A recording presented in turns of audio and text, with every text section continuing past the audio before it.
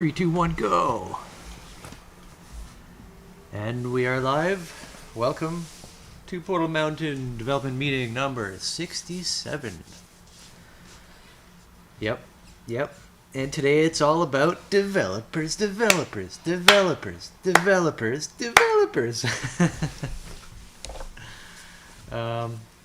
Yeah, so we haven't quite sorted everything out as to where this is going, where we're going to start, finish, end, kind of like usual a little bit. I think we're okay in the same. We're gonna stay in the same theme in general.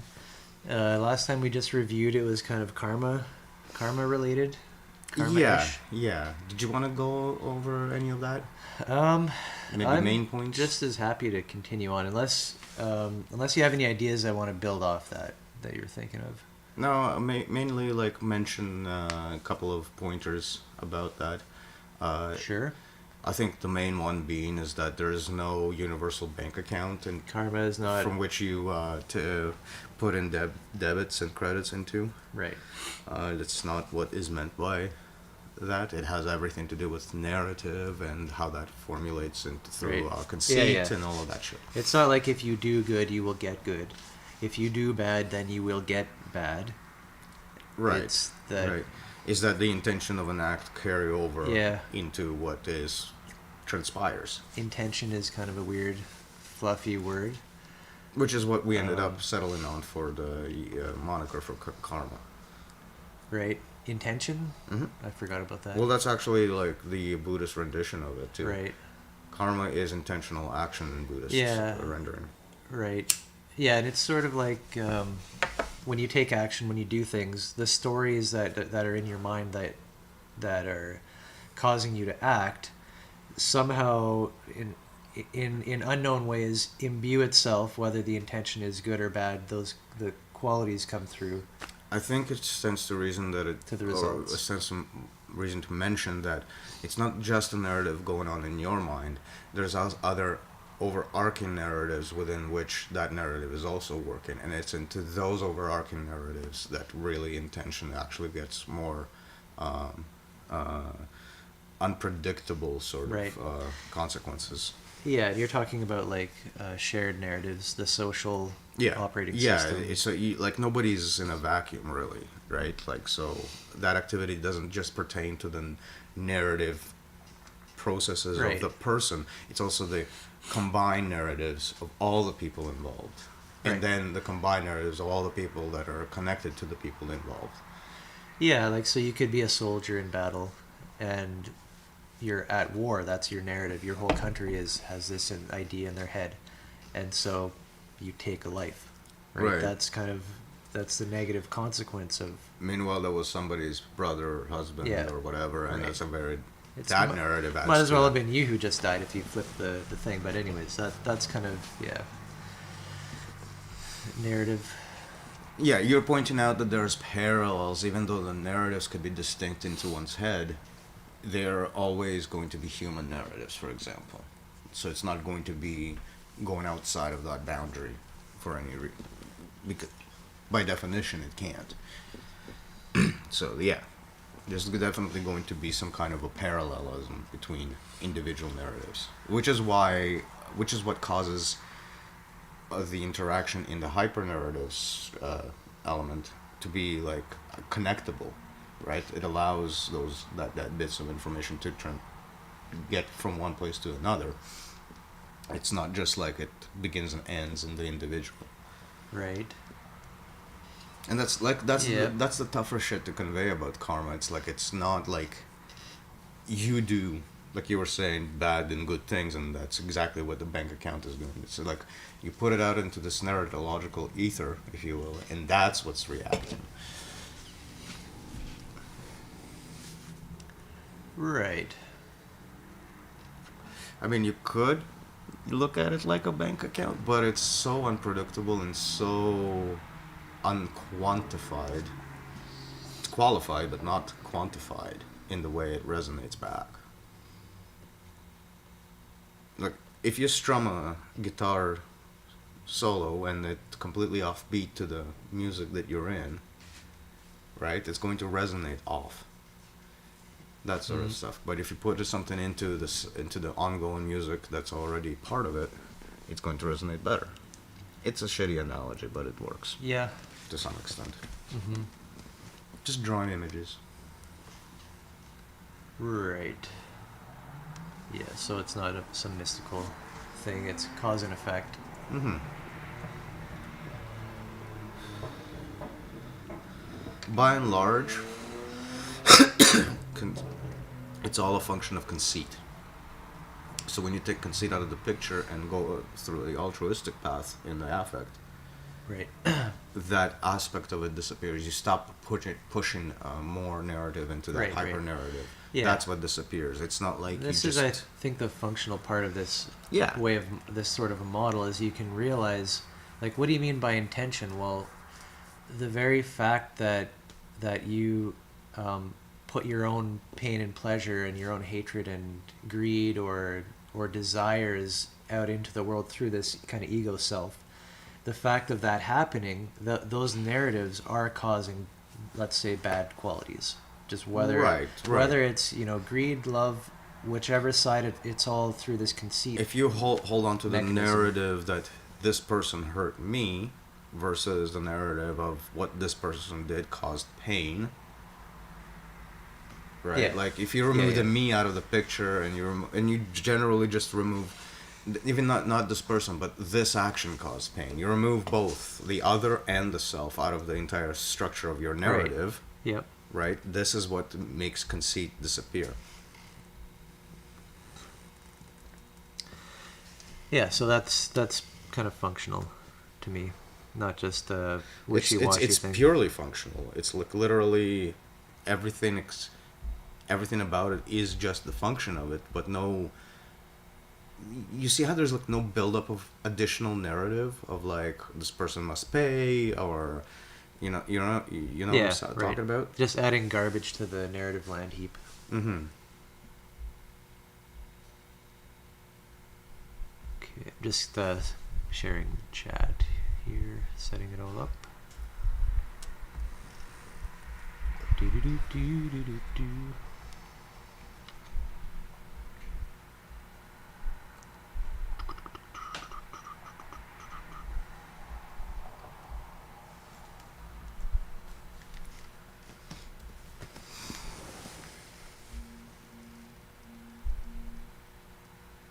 Well, that the thumbnail is just us both kind of staring off at something. Make a comment like, we are very surprised to be here. We just discovered each other.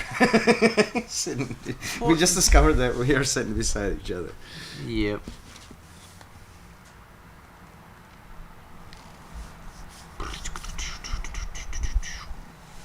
You making better thumbnail? No. Yeah, so our casual dev meetings.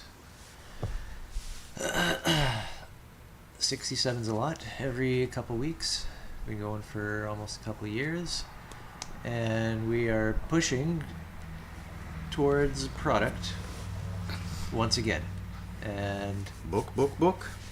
that's one of them. Well, you have your card game stuff, but I think that card game needs a little bit more massaging from a technical point of view to see how it works. That's what we've been working on lately. So two products, dashboard and book. How is that? Yeah. Cheers to that. Yeah. Yep. Mm-hmm. No cheers, but okay. Oh, cheers. Oh, yeah. All right. Don't pull my leg. Right. Yeah, so the dashboard and the book have been intertwined kind of. I wanted to heavily lead into dashboard type stuff. In other words, facilitating organization of the guild as the end of the book. I don't know how far into it that gets, but I think the biggest discrepancy we have is the passive versus active elements of the model. Book is passive. dashboard is active. Yeah. And both are really two sides of one coin, so it's hard to pick a winner. Yeah. One affects the other too, so it's not like you can just not integrate the two aspects. For example, Right. the example assumes dashboard, and the dashboard assumes knowledge of the book, so to speak. It's kind of like an intertwined Yeah. situation. Yeah, like you wouldn't be able to use the dashboard without going through the book.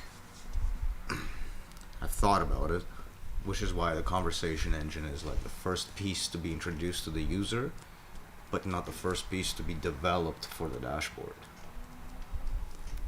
So, Okay. so the harder pieces that are first for developers are going to be like the power user of the dashboards out there. The main UX, the user experience with dashboard is going to be more socially active and conversational in nature. So the vision I have is like the combination of basically your chat systems with your bulletin board systems with some new bells and whistles, Okay. which right. is like which covers like almost like the entirety of the social spectrum. Right. And so, do you think we'll be able to go through schemas or anything like that, or? No, but you know what we could discuss that could be interesting? The actual usability of the dashboard, the experience of what the software will be like. Sure. So that it's like not just something up in the air I keep typing about, and you can have actual feedback maybe. All right. So in this case, what we're trying to picture then is a screen with sections and buttons and all of that stuff, and what the programming will do. Starting with a conversation. Pardon? What's going Sure. on in the channel? Oh, Vicky's into some QAnon conspiracy.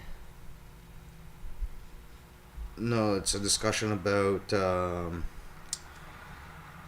It started off with why Portal Mountain inadvertently ends up having a religious connotation to it, and then it's.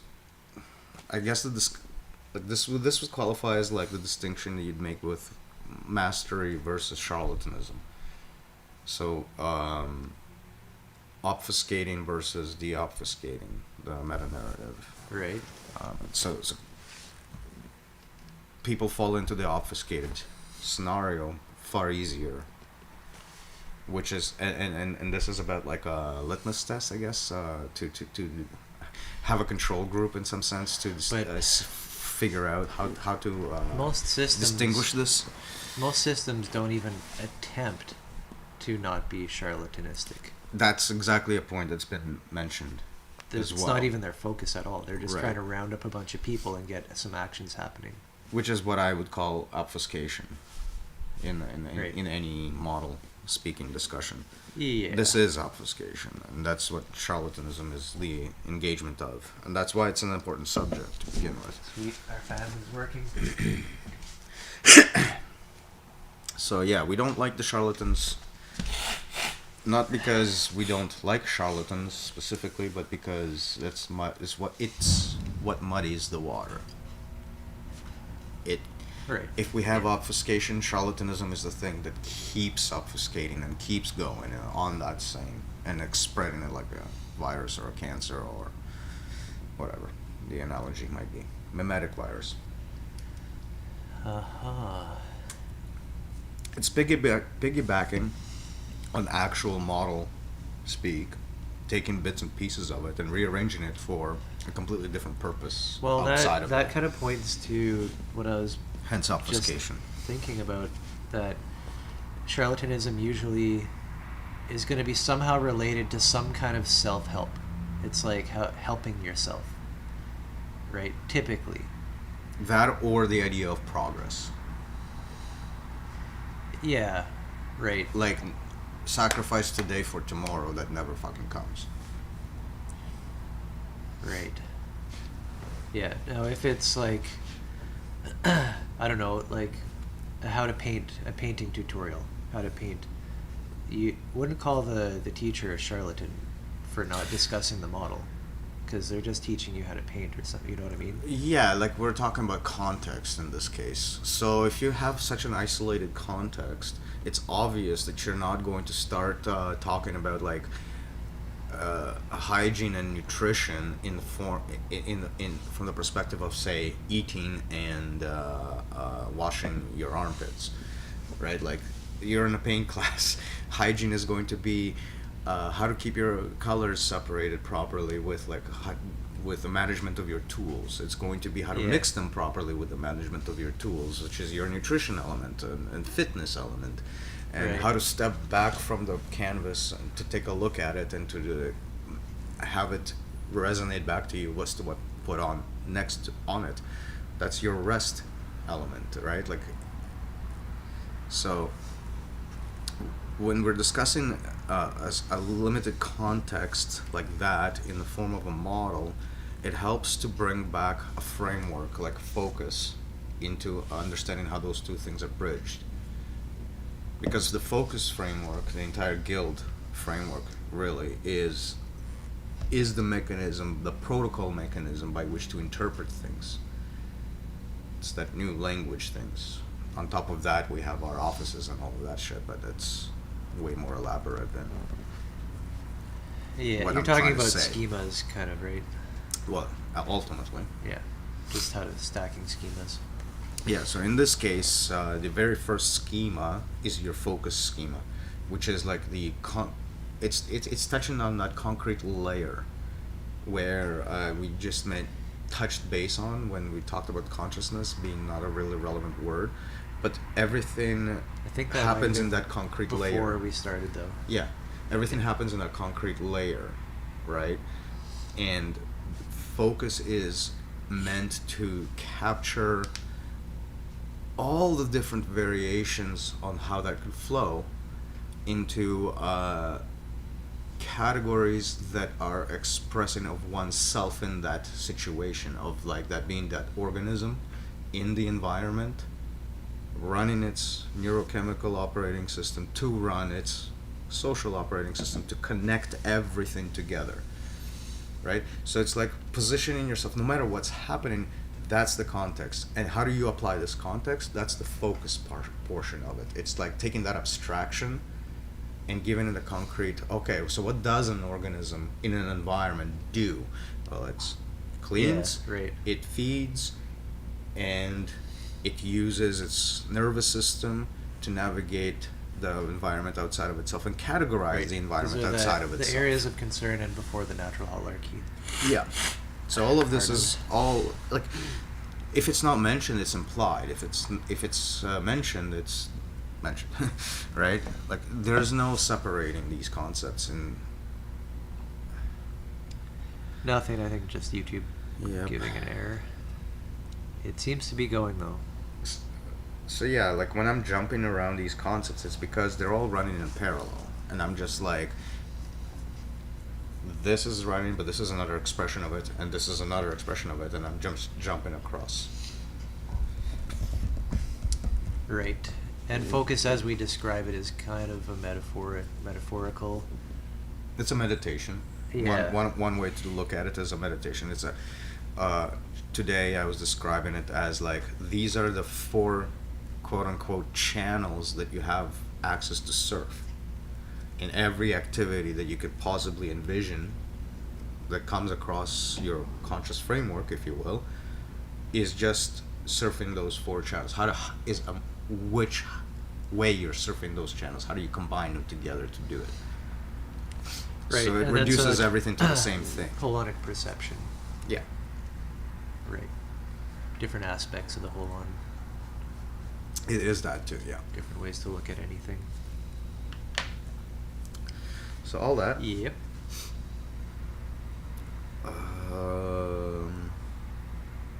And we were going to talk about the UX. Yeah. So, cheers to that. Let's UX. have our first actual dev meeting for the UX because we've never done that. Okay. To start with, Or if we have, it's been a long time. yeah. You're talking about laying out the process. We can using the program. assume that anybody listening to this has at least some kind of access to Telegram. I mean, how else do they really find us? Or any chat program, but sure.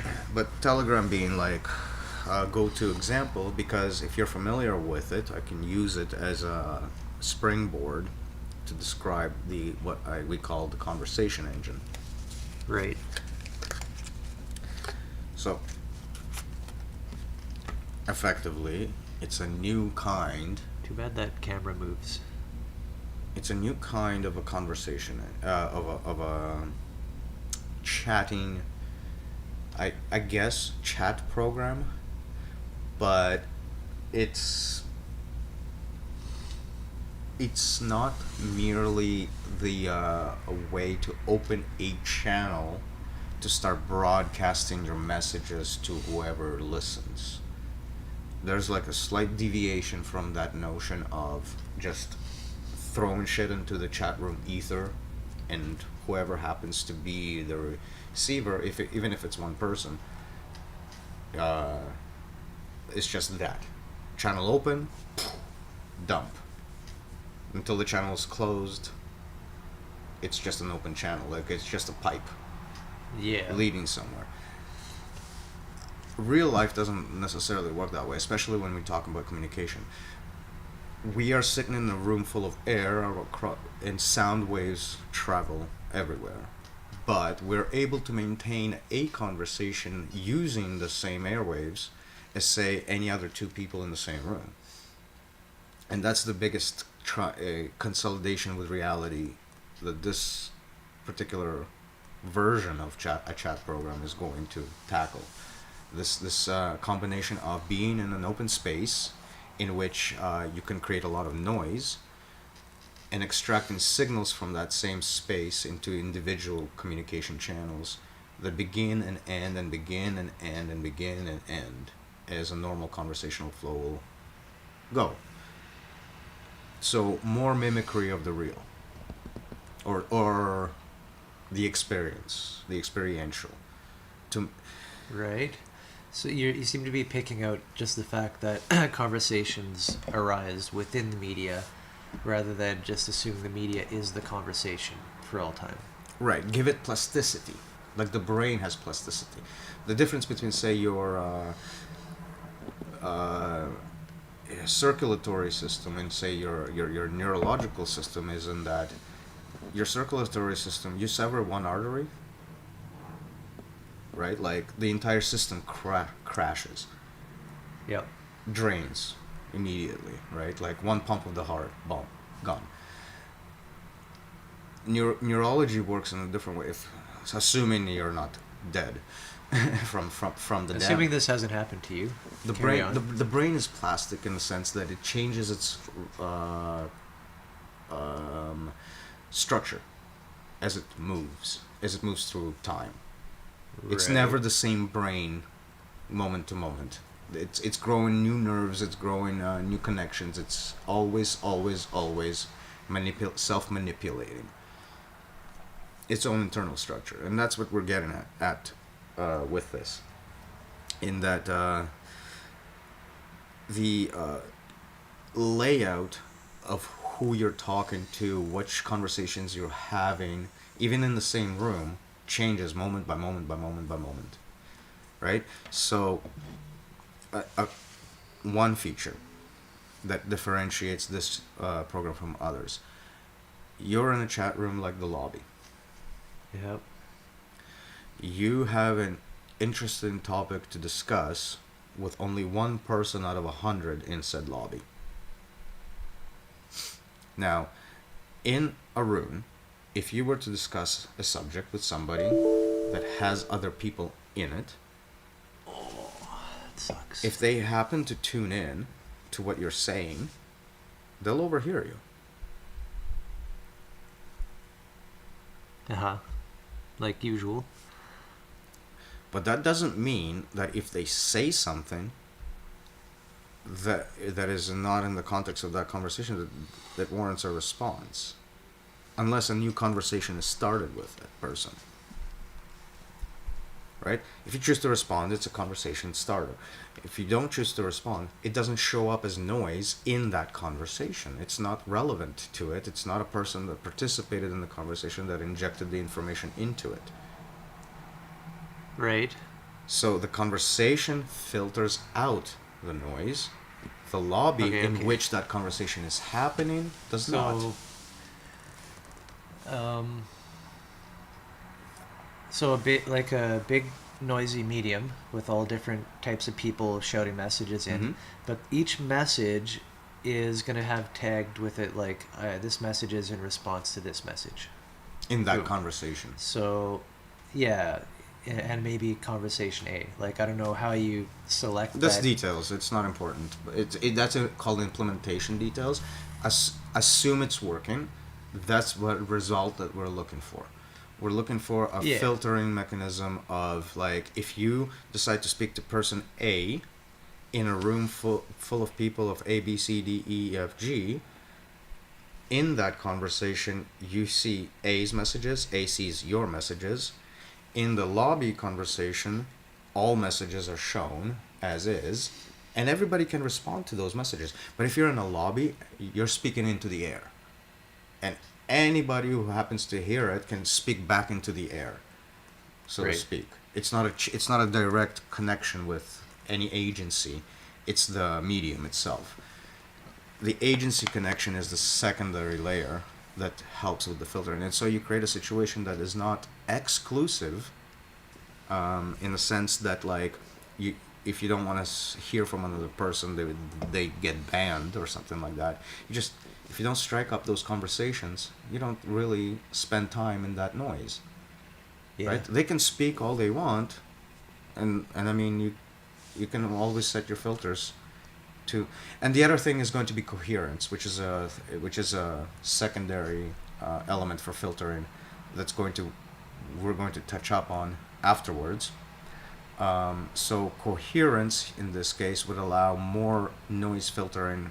So even if you're in a lobby and you're not coherent with somebody in that lobby, you're not necessarily have to be subjected to their constant messaging, in that they will. So the way it will work isn't that if nobody wants to hear from this person. I'm trying not to go into the technical details for a second. I'm going to say like there's a coherence score, and if your coherence score is up and the other person's coherence score is down within the same space, what you'll be able to do is set your coherence level to yours and above.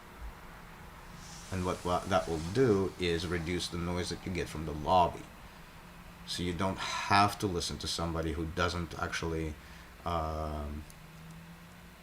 interest you in any way. Right. So, and this is all sort of. This is all without banning anybody. With one medium, everybody's in sort of the same media. Mm-hmm. And yet you have these different sort of areas that can get filtered up. Yeah, so what's left to describe is actually what the coherence score is and why it's relevant, how it's relevant. But I wanted to get the major UI elements out of the picture. So you have this lobby you're dumped into, which is the noisy part, and it corresponds to how you know channels to work. But then anybody who's in that channel you can start a conversation with, which kind of opens like a new channel that is temporary for that conversation, and it'll have a beginning and an end. A beginning, middle, and end. And what I will do is it'll filter out the noise of the main chat room to a more specific directed. So do you have to be do you have to be more intentional in your initial message, like you're How do you just wander into a certain conversation and then decide Well, everybody's where's the shouting. beginning? So you wander into a room where everybody is shouting, and somebody will say, "Anybody want to talk about X or whatever?"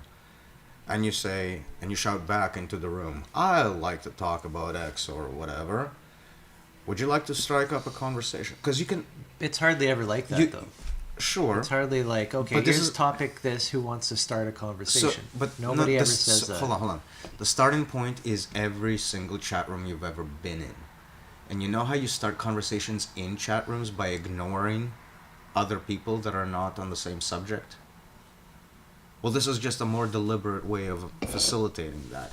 It's like, okay, I've decided that I'm talking to this person. Hey, let's cut out some noise so we can be more focused on this, so that you don't have like 10 messages to read through before you get to the reply of this conversation. Think, not, what was it? IRC? What was a chat program that Sure. once upon a time that we all used? IRC? IRC. Yeah. Remember how that used to be? If there's plenty of people, you'll be talking to one person, then it'll be like 15 different messages about other conversations, and then the one that you reply to, and then Yeah. 15 more messages. Just take out those 15 more messages until you're done with the conversation. It's that simple as far as ideas go. Those messages don't go anywhere. They're still in the lobby. So Right, you can come back to it. So if you when a want. conversation comes up, there's going to be like, say, a button or an icon on that adds up to like a stack of conversations that you may be different ones you may Yeah. be having. You can click on the different conversation. So here you have all the different people that are in the room. Here you have all the different conversations that you're participating in, and here you have an archive of conversations you've had. Now, do you think that the conversation itself would be advertised so you could click on it Yes. and join into? That comes into a different category of the UI of broadcast. So, like a bulletin board, a conversation is posted as it develops. So people will know that there is a conversation, and this is its transcript. Right. And if you want to join the conversation or something, you can then ask the participants to allow you in or something like that. Pause. They would have to allow you in. Well, you imagine like you're talking to me, and Cameron comes in. It's like, hey, I want to listen to this song. Can you like please like stop talking for a moment so I can hear this guitar solo Right. Yeah. in your Sunday podcast meeting? Uh huh. Do you want to hear that? Or do Sure, you want, yeah, yeah. or do you want to like be able to understand that this happened on the medium, so you see it in the lobby, but in your conversation it doesn't appear. It's just somebody screaming at you. Yeah. Yeah. All right. Anyways, we'll take Does that a make sense? short break. Does that Yeah, make sense? I- though? Like it's- this kind of tidbit. It's a good. Do you like my reference? That's all I love about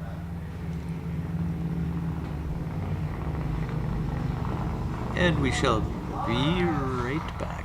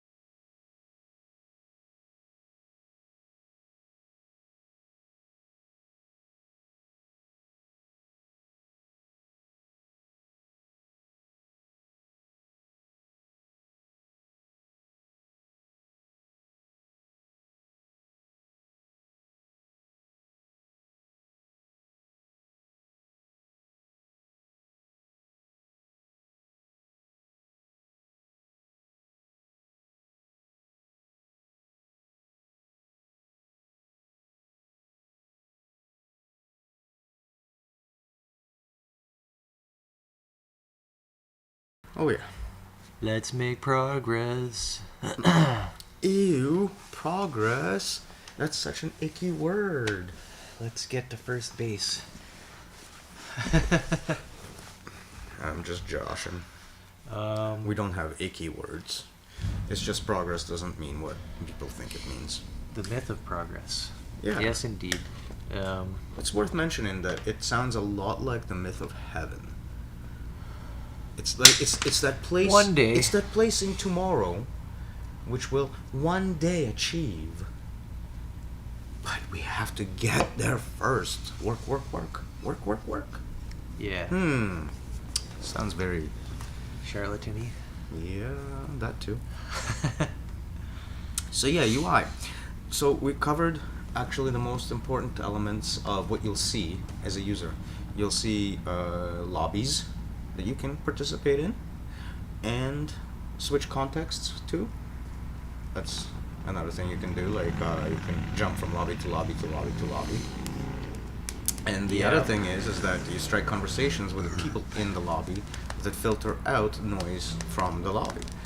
And the second part to this framework that's very important but more difficult to explain is the coherence score. So, let's start simple. You're having a conversation with somebody, you like that conversation. At the end of the conversation, you say, thumbs up. I scored this conversation as coherent. Right? So every participant in that conversation now gets a tally of coherence scores. So you rank it as coherent, I rank it as coherent, conversation goes into the archive, we walk away with 1 coherence point each, because I don't know about this. so you tally up the coherence score from the entire conversation and divvy it up. Arbitrarily, even to the guy who contributed nothing and sounded like a tool, he still gets a point. Well, if It's he sounds 'cause he like a was tool there. but the conversation is good, then there's just a tool. In spite of him, it's good, Yeah. but he still gets a point. Well, he might actually say, I didn't find this conversation coherent, so instead of 5, so if there's 5 people, instead of a 5 it gets a 4, right? Then it's still 4 points divvied up between 5 people. So it's a lesser score being divvied up. The point is that if somebody is consistently participating in conversations, and those conversations are incoherent, right? This person talked to this person and they found the conversation incoherent. This person talked to this person and they found the conversation incoherent. Over and over and over, this person is not coherent. So the next time they score a conversation, their score of the conversation is going to be qualified by their coherence score independently of the scores of anybody else. So that means what they get to say about any particular conversation becomes less and less and less and less relevant. And they will be doing this to themselves in the ideal situation. I haven't worked out all the possibilities to game the system, so forgive me if I'm a little optimistic. Sounds gameable. Well, but but for one, like you need a web of trust, because just because someone shows up with a pile of thumbs up, you'd have to be like, okay, who are all these people who gave you thumbs up? I don't know who they are. So this tallying Therefore, up, to them, they're nothing. So you know how in each conversation you get to be told what your relevance is over and over and over? Expand that to lobbies, expand that to every situation. And if they keep getting a lower and lower score, even lobbies could start ignoring the vast majority of what they say. The messages will make it through to the lobby, but most people sitting on a specific coherence layer are going to get this filtered out because they don't want to listen to garbage. So Yeah, I'm pointing like- at the, like, you need a web of trust. yeah. I don't know if you realize that. No, you need this is the web of trust. Every time you get scored, this is people giving you your trust score. This is how you build the web itself of trust. And okay, so let's just follow that a little bit further. Is it a token you get? Do they cryptographically sign something No. It's Then how are you verifying? well, it's how a do you to- authenticate? it's a token of value. It's coherence score. How do you authenticate the token? How do you know someone Well, didn't just yeah, make that's them an up? implementation detail that That's has that's to what be. I'm talking about. Yeah, it's an implementation detail that has to be considered. I am not saying that just willy nilly, whatever. But how do you It's derive? so- I'm talking about how to derive actual coherence. So imagine this situation: you have a lobby like us, and somebody starts grilling everybody about Trump and how I don't know, like Trump is innocent or some shit like that. Just imagine He nobody. is innocent. Just imagine nobody wants to listen to that shit, right? So this person starts a conversation with one person.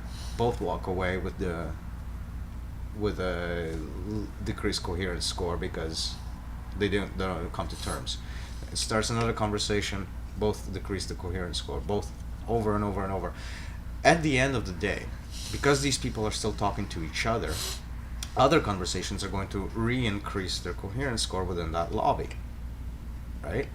It's only this one person on this one stuck-up subject that's going to get less and less and less and less. And so eventually what happens is that the room drowns them out because they're not interested in any of the conversation. It's such a difficult thing to implement. Oh, I'm not saying this isn't easy. This is new. This has never been done. As far as I can tell, something like this has never been attempted.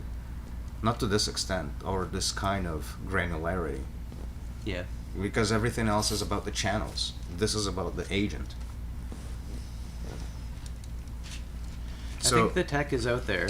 It would be just putting it together. Yeah, but it is very involved because you need, whenever you're accepting something from somebody, you need to know who that, not only who that person is, but how do you know them? Yeah, authentication, authorization. That's like a given.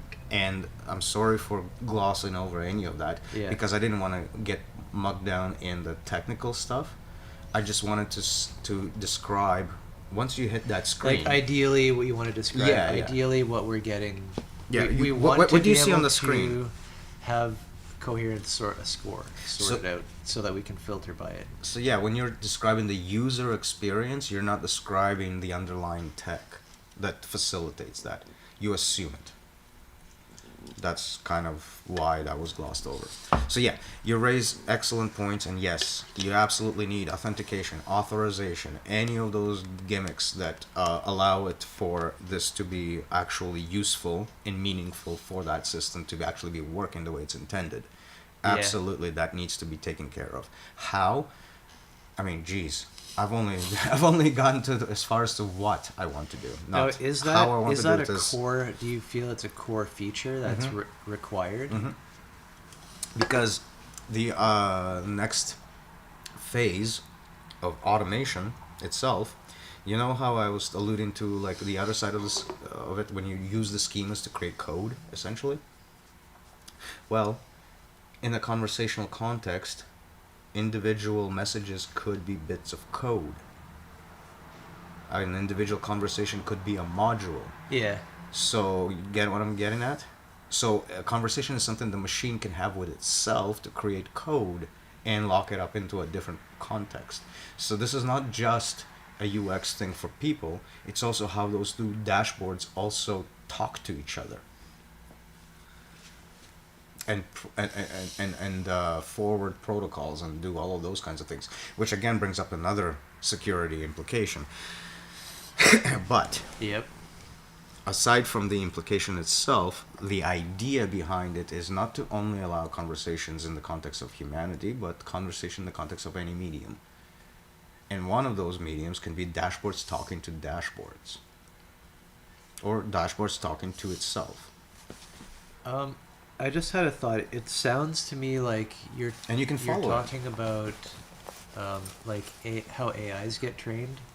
In some sense, You're allowing that metric for a success or failure. When I mentioned this kind of structure to ChatGPT, it immediately started talking about like AI research and those fields, because apparently that's what they're doing or trying to do. You're giving weight to certain certain agents or whatever. Yeah, so it's definitely like in the same boat as AI development. It's just The difference here is that it's an integrated situation.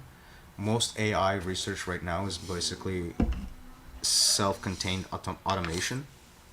So it's like it's got its own little model to work with, and that's about it. Here you have human interacting with it, teaching it, and it teaching the human, so it's like an expanded neurochemical system. Okay. This is where the resemblance to Scepter occurs, which is an unfortunate situation for some of us, branding wise. Yeah. The idea is solid as far as the continuity of organisms. It's unfortunate that it's been picked up by a group of people that doesn't understand the implication of the actual fucking concept. Maybe, or apparently, or whatever. Or I personally, I think like the organization itself just I mean, touched money. I have yet to see evidence of it going anywhere near the direction of, say, Portal Mountain, and it being about skill and about being growth and about it being maturity Yeah. and mastery and any of those things that actually pertain to humanity itself. Which is, I guess, my biggest gripe. Not just with Scepter, but with the entire systemic worldview as a whole. Scepter is just an unfortunate player in the whole scheme. So yeah, I'm not giving them credence for being assholes, but I am going to give them some credit for recognizing it as useful. Yeah. Yeah. I for a long time thought like It is what it is at this point. Like, we can't fight it. there was a lot of good development that happened there, and we got a lot of good ideas. Well, out they of it. ran into their wall based on their premise already. Like, why is it only Holochain that's making any inroads, and why is Scepter fucking on the back burner for them? Because they can't sell the idea based on like no inner adaptation. We're talking about people who are trying to reuse the system in this new way instead, which is charlatanism to a fucking T. That's, yeah. Now I have a personal reason to dislike Scepter. And it has nothing to do with what they've done to me personally, but they have in that sense, in that they're obfuscating this shit. Intentionally? Yes, I don't yes really and no. know. Like, Yes and no. They it's have hard for enough. me to They have formulate- enough insight to know that this is the wrong direction. What is and the ye- wrong direction? Monetizing, Oh, well, specifically monetizing, to do it that's for what I the said. sake Yeah, of when monetizing. they touched money, and I didn't see anything happen. We can't not since touch then. money either, but for that I have set up an entire trade guild as an entire barrier for that fucking thing to like not seep in further. Like, Right, the guild membrane, all this discussion. it's absolutely paramount for this situation, because without that membrane, exactly what happened there is going to happen with any of this tech. And it will be, of course, adopted for systemic purposes, but the point isn't to prevent that. The point is to grow within that, regardless. And grow, I don't mean like quantifiably. I mean qualitatively. As long as mastery, growth happens, maturity happens, it's besides the point. Just like with Buddha Dharma. So long as there are people that get it wrong, flabbergastingly wrong, but so long as a small few get released, it's the point. Right? Yeah. Like, it's not a numbers game. It should never be a numbers game. I hate the numbers game. Well, yeah. At the same time, My conceit is showing. the world of the world of numbers, of money, the system, all of that. It is the way that all of the power of humanity is contained and captivated. So therefore, an interface is appropriate. It lends itself into formal systemic representation, which can go haywire. But because it's easy to put it into a formal system, we go and run with it because, oh, we can get this and we can get that, and next theorem, and next theorem, and next theorem. Shunting the strings. I'm making a a rather dense reference to Jeb here, Goodell Escherbach. But basically, the entire book is about formal systems and how you can build one up. And all it's saying is that you start off with a few axioms, which are the given strings of symbols, and a few rules. And then you ask it questions like, can you derive this string from the axioms you have and the rules that you got? And you start to apply this rule, it changes into that. Apply this rule, it changes into that. Apply this rule, it changes into that. So our representational systems are very, very, very specialized to engage into formal system thinking. So, and a formal system can be about anything, which means it's not restricted by any kind of sense of responsibility in some sense. Like, you just explore the system. What's the next symbol? What's the next symbol? What's the next symbol? Which is why it can go haywire. It could be about anything.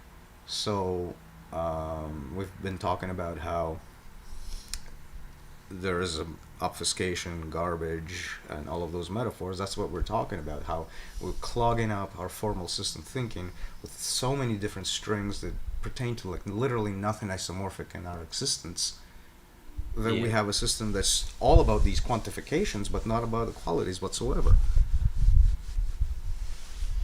Right. And this is this freedom of these formal systems that is both the our freedom to be in quote unquote an intelligent species, but the narrow path is so narrow within that realm that to do it correctly, maturely, and to like grow not just as one human being but as an entire species of humanity, like actually achieve that kind of maturation into that realm, is the tall order. And why it's not really happening in some sense. We get way too long to live before the consequences take effect. So we're able to do whatever the fuck we want and not pay for it. Yep. That's a point about the past in which if you fucked around way too much, you'd die. So you wouldn't be able to carry on the way you dysmorphically would have been able to in the system. So I'm thinking about this conversation engine and utilizing it in a context of like the offices, the primordial archetypes. And Yeah. I'm kind of imagining like the different contexts that we pull up in this user interface. One of them could be like a certain office. So, Right. here's a metaphor for you: lobby per office. Yeah. So, somewhere in the user interface, you can switch which lobby you're into. This is called context in the parlance of the Right. dashboard. Yeah. So you switch your context to be in an entirely different dashboard. That dashboard now is the lobby, and so some dashboards could be for the specific office, and you can have a dashboard for that office, and then another incarnation of that office for a higher layer. So personal versus corporate versus state. So you can have a combined office for the archetype, and then individual offices for each one specifically, and then offices for interaction, or dashboards for interactions between offices, both in layers and in significance. Yeah, it's gonna get really Yeah. messy if That's you kind if of. you're I wanted to thinking get a about vision it. of that. Yeah. It's gonna be a mesh network, like a mesh of things connecting to each other. Right. And like every office is going to communicate with every other office. Right. So and it that has and those communications will be their own dashboards with their own Yeah. lobbies. Right. So if you don't need to be part of that lobby, you don't need that noise. It's not going to feed into your dashboard. The other way to look at it is that all those other dashboards that you're connected to act as agents inside your dashboard. So if you start a conversation with one of them, you're actually offshooting that conversation into a different dashboard altogether. Right. It's really really looped inwards. Yeah. It's really convoluted if you start to really to try to imagine the whole thing together. Bit by bit, though, it's doable. And it gives you the flexibility that you need to operate as a like holonic organization. All to yourself and in the group. Whichever that group might happen in that context. So you switch contexts all the time. So I wonder if there's got to be like a context explorer. Yeah, that'll be like a menu of some kind. That's how it's been Right. conceived, at least. So if you picture your hamburger menu on the side of your phone, how most apps do it, Yeah. like you have like that 3-line. They're called hamburgers. Yeah, I know. So you have that menu on the side. You go to your context and you go there. I'm not sure about the interface because I have to tackle desktop, web, mobile, Right. and yeah, I think that's basically it. But in theory, I guess your context would show where you are right now, Mhm. and then let's say as one giant bubble, and there's like different bubbles of where you can poke through to other worlds, kind of thing. Your context changes which lobby you're participating in. So it's the difference between. So if you picture this to be a room, and this to be another room, if you're to do this physical action of stepping out of this room into this room, that's the same as if you're switching contexts. So it's possible that there's crossing, so you can have noise coming in depending on their proximity to each other coming in, but the filtering would then be different. You know, like it might not actually. So what if there's one more room that way, right? Everything could potentially filter into here, but conversations from this room don't necessarily go into here because it's too far away. It's too many jumps.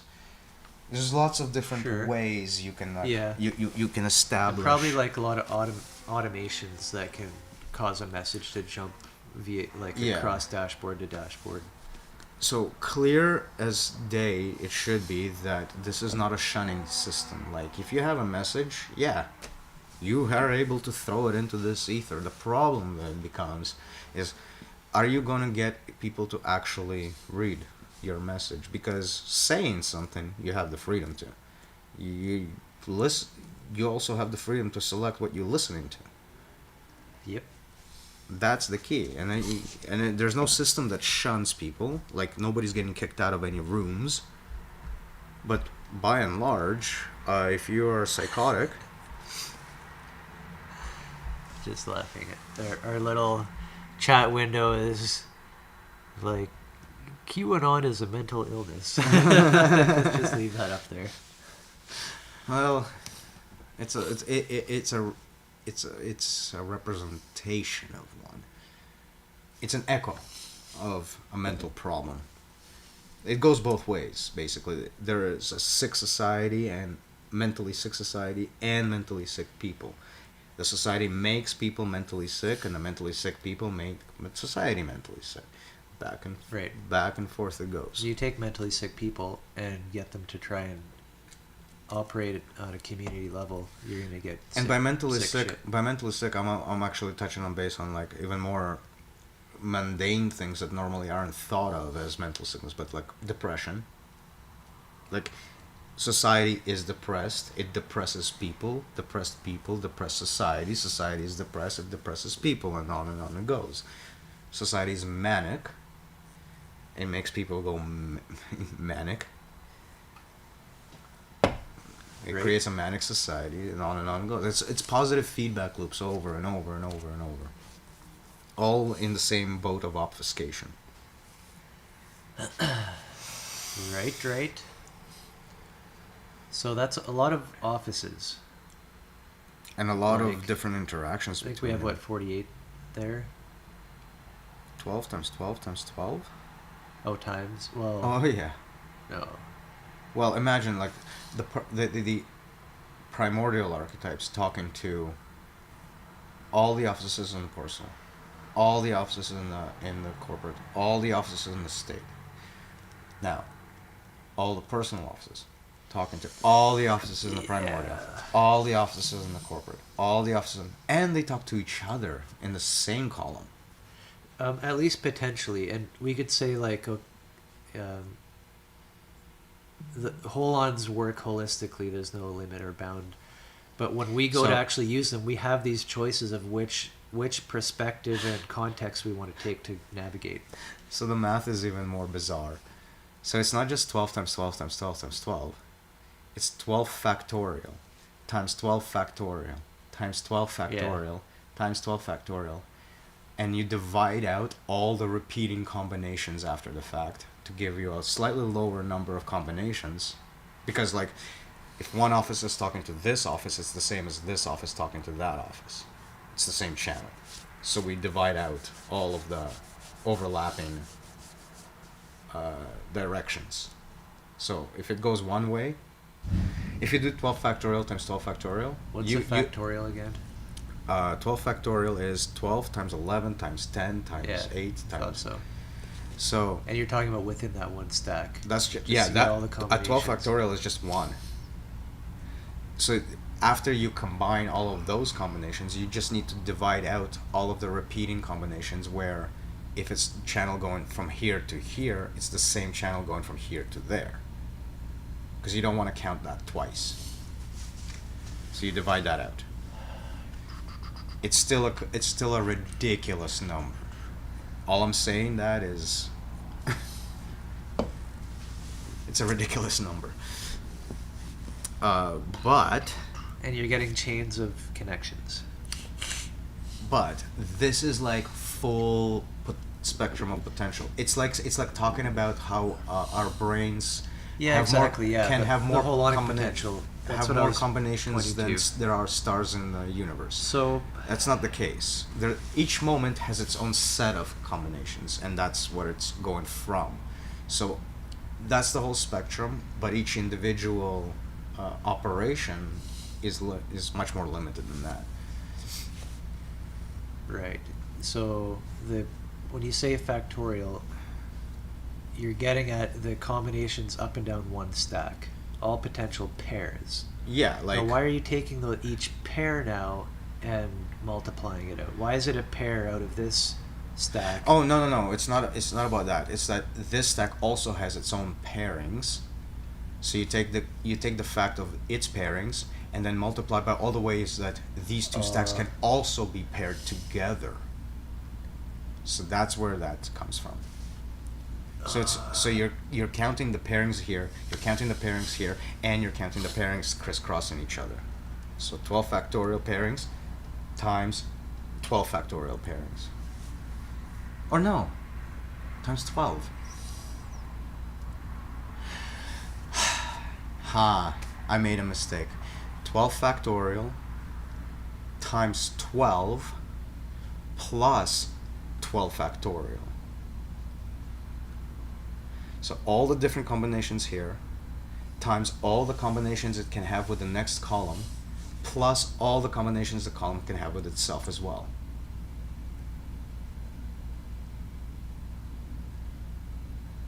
So you were right to point out that I was pairing something. That was the mistake.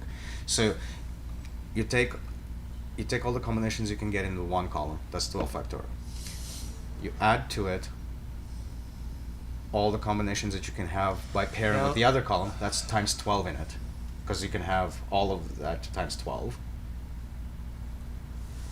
And then you add all of the combinations that this column in isolation can have with itself as well as combinations. So all in all, the number of combinations that can exist between two columns is 12 factorial times 12 plus 12 factorial. So it's less than 12 factorial times 12 factorial, but it's still a ridiculous number. Now, I'd like to give a concrete example of what does it mean that So factorial, yeah, you've got two different offices are in communication. That's one. And we have 12 set. different options for But offices. um, why does it have to be that communication set is what? So Connects. that's the secondary picture. You don't have all of these communication sets happening all at the same time always. It's Yeah. those are the obviously those yeah. are the potentials. So conversations will open up on those fronts and close and open up and close and open up and close. So at any given moment, you have a much lesser amount of conversations, but the spectrum of potential of where these conversations could connect is that big. So you never use the entire medium, right? You use parts of the medium to demonstrate one message at a time. I think I almost follow. And with that, we'll be right back.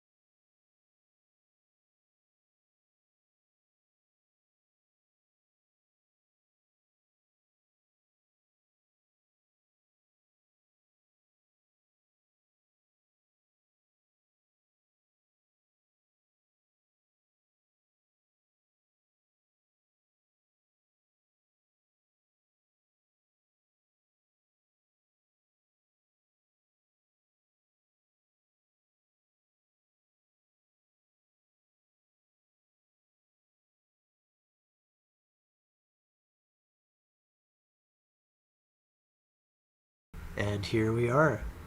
But we're not fully back yet. We're just going over, discussing, kind of pulling back from these offices, as we call them, primordial archetypes, Yeah. back into a bridge to get there.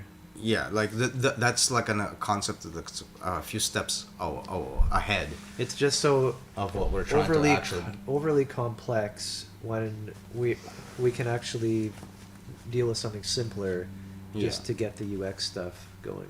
Yeah, so there's a very close relationship between how the dashboard is presented to you and the fundamental guilds themselves. So, if you recall, fundamental guilds involve membership, mediation, and networking. Membership is presented by the dashboard, as in by you being on said dashboard. It's a given. That's represented by the structure of the dashboard. Mediation is the dashboard, as in it mediates that communication, and networking is all the other individuals who are members connected to the same mediation dashboard. So you see how that works? It's already present in the very structure of its. It's already implied in it. Sure. Now, so we're stepping back to something more easily represented Mhm. in the user interface. So if you think about it, you're on the dashboard. You want to look at your membership mediation part, membership context, right? It's all about this particular dashboard, whatever you can do to that dashboard. If you're looking at the mediation context out of that, it's all that education guild stuff that everything else relies on, as far as the guild relies on it. And the networking is everybody else who gets to go into these contexts and talk about them into their various lobbies. Right. Being members. Right. So the networking element of the dashboard takes all of these members together in the very same mediation space and lets them know about each other, network them. So the entire fundamental guilds, represented by context, is already expressed in the dashboard by itself. So it's self-referential in that sense first. Then when you step into each individual mediation guild, so starting with education, which starts about education and the rest of the guilds. Mediation, this is the abstract layer, the modeling. Right, so not only are you jumping into mediation, you're then jumping into education, and education is the context from which you get the description or lobby groups about each individual guild. Now we must... Whereas the step before that, if you go back into a step out of education and go into, say, immunity, it's not going to be how to do immunity, it's about what's happening in the immunity situation, right? That's what that lobby would be for. It's not about, like, learning it. That's where the education is for. Right. So, functional and passive, and functional and passive. And on it builds on top itself, with the rest of the network being the manifestations of those offices, incorporating each groupings of guilds into that office. So you got your individuals, Okay. your guilds, and your networking guilds all set up in the same network. So to me, like, it makes sense that we're setting up schemas right now, because these shapes need to be valid for the whole rest of the network. No matter what you're doing in the guild, these are the fundamental guilds, right? So it's like a template upon which Yeah. everything else comes across in that same format. And this is a classic design feature of Hellenic models, right? Yeah, like the more you add to it, the more it just stays the exact same thing. Like nothing about its nature is really changing. It's just an adaptive sort of creature. It adapts to its environment no matter what it throws at it. So your initial dashboard is basically going to be the settings of your dashboard, which is your membership dashboard effectively in that software. Your mediation dashboard is going to go everywhere from connecting you to the individual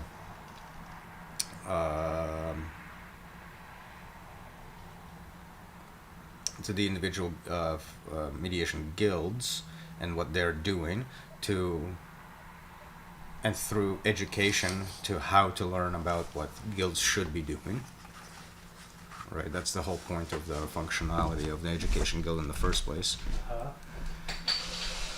And then all of this is literally accessible through your networking dashboard, because that's what brings all of those pieces together coherently into one unified interface. So even your own settings is something you find on the network. Oh, guess what type of car is outside? The van? Oh, a van, not the van. Just guess. I mean, yeah, the van.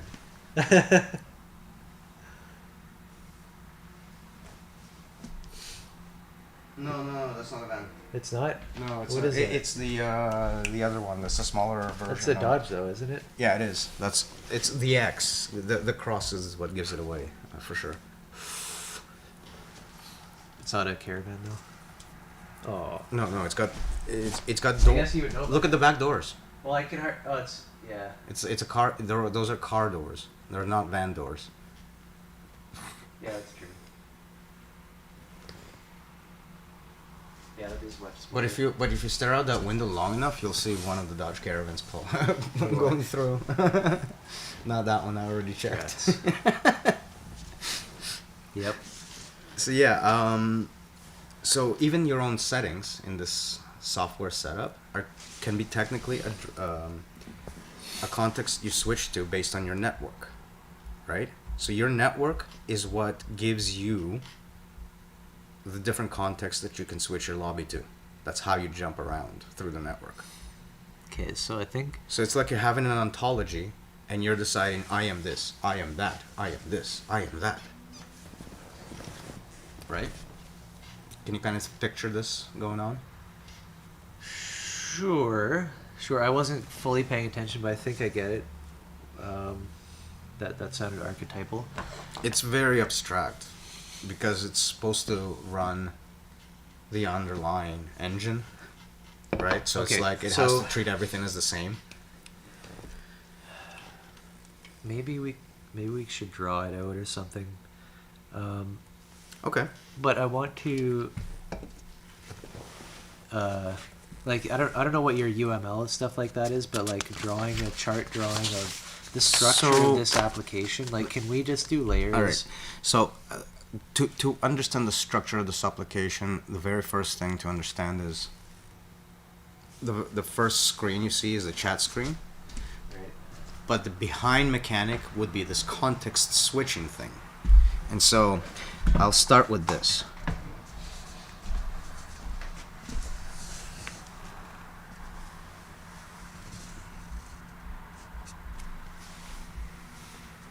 Yeah. This is kind of something to keep in mind. So this is your network. It's a bowling ball.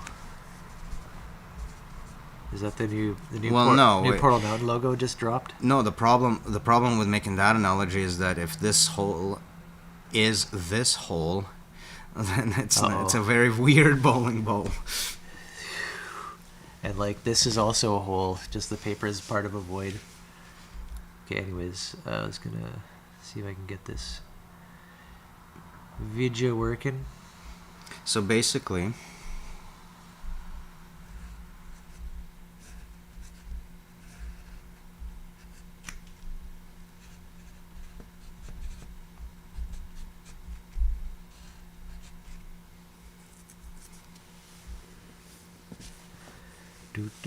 Our camera is so far away.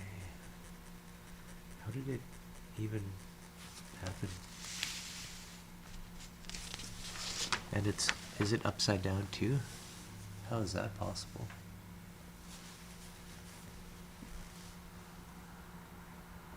What the flip? I don't know. We got to pretend we're using a projector now. Remember projectors? Oh yes. You have to be upside down for it. Yes. I don't like that though. Anyway, let's not waste time. Don't need to. No, because we're getting right on track.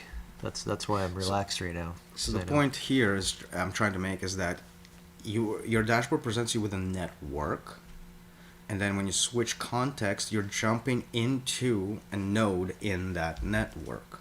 So you always have like this ontology that you're looking at, and you're assuming agency in a specific node in that ontology. Like I get all the tidbits, like things that you're talking about. Like I relate them to either programming or application or networking concepts, but I don't have the context of this entire structure because I'm not seeing layers from top to bottom to top. Okay, so this is the basic organization of how it works. So now we have to have our fundamental. No. Let's start with writing a program. Well, the program is going to be the conversation engine. The program is. So what we need to do is decide on how we switch. So what is the conversation engine? Context switched somehow here. Here we have our chat with our messages. And here we have all the different conversations. Convo. Here we have different agents that belong to the same network. Right. Okay. So this context button right here, it's like a select menu. A drop down with options, and if you get one option, you get more options and more options. And the way this is working is that you're in here, it gives you these options. You go inside here, it becomes that, it gives you its options. So its network, and its network, and its network. Speaking of options, just to slightly move this table. So Slightly move the couch. So for your Grab that end of it. so for your personal dashboard, Pull your head forward. Yeah. so for your personal dashboard, your network is all the people that you know. Better. So once you switch context to your education dashboard, it's going to be all the relevant education guilds. Right? So here's what's happening. You're in this circle. Okay. Where am I? How am I You're in there? this circle called context. How did I get there? You start off on one. Okay, fine. You start off on one. So the first fundamental. Presumably, yeah. The No, context. not context presumably. is Not sort of presumably. It's limited to being the fundamental, which is membership. This is like a given. What I hear you're talking about is the application is giving you a window into the structure itself. It can't be anything other than itself. Precisely. That's all you had to say. Well, yeah, okay. As if I knew that. Where's the layer? There's got to be a way to invert video. So, this button, right, UX-wise, Filter, maybe. this button UX-wise is responsible for taking what's in the circle, i.e. these three, Yeah. which it takes to be the network that it's in, going into one of these circles and expanding it into being itself, which in turn has inner circles again, its own network. So in your membership, you go into your mediation guild, you expand the circle, it expands, and it lists 12 circles, all of the guilds.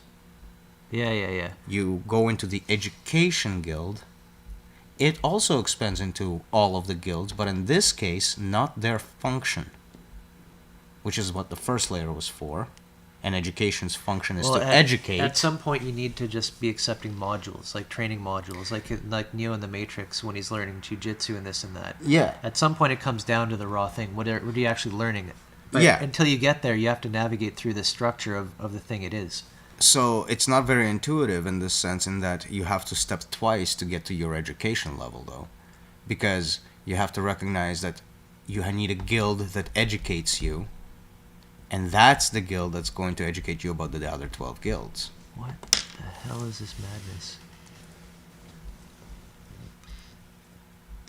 But Okay, you at least now get the horizontal. kind of scenario in which this conversation is working at.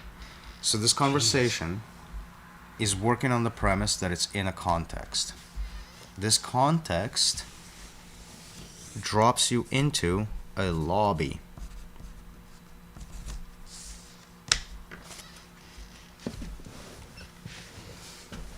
Not to mention, Yeah. not to mention that the lobby itself has to be divided 4 ways. That's loud when you drop the pencil. Oh. For some reason. So this is where you have your academy, this is where you have your workshop, this is where you have your bonfire. Oh, obelisk. Obelisk, your lab, obelisk, bonfire, and embassy. You're actually being presumptuous here by adding these and this type of a stuff, because we're assuming that people want to be educated to learn about the system itself.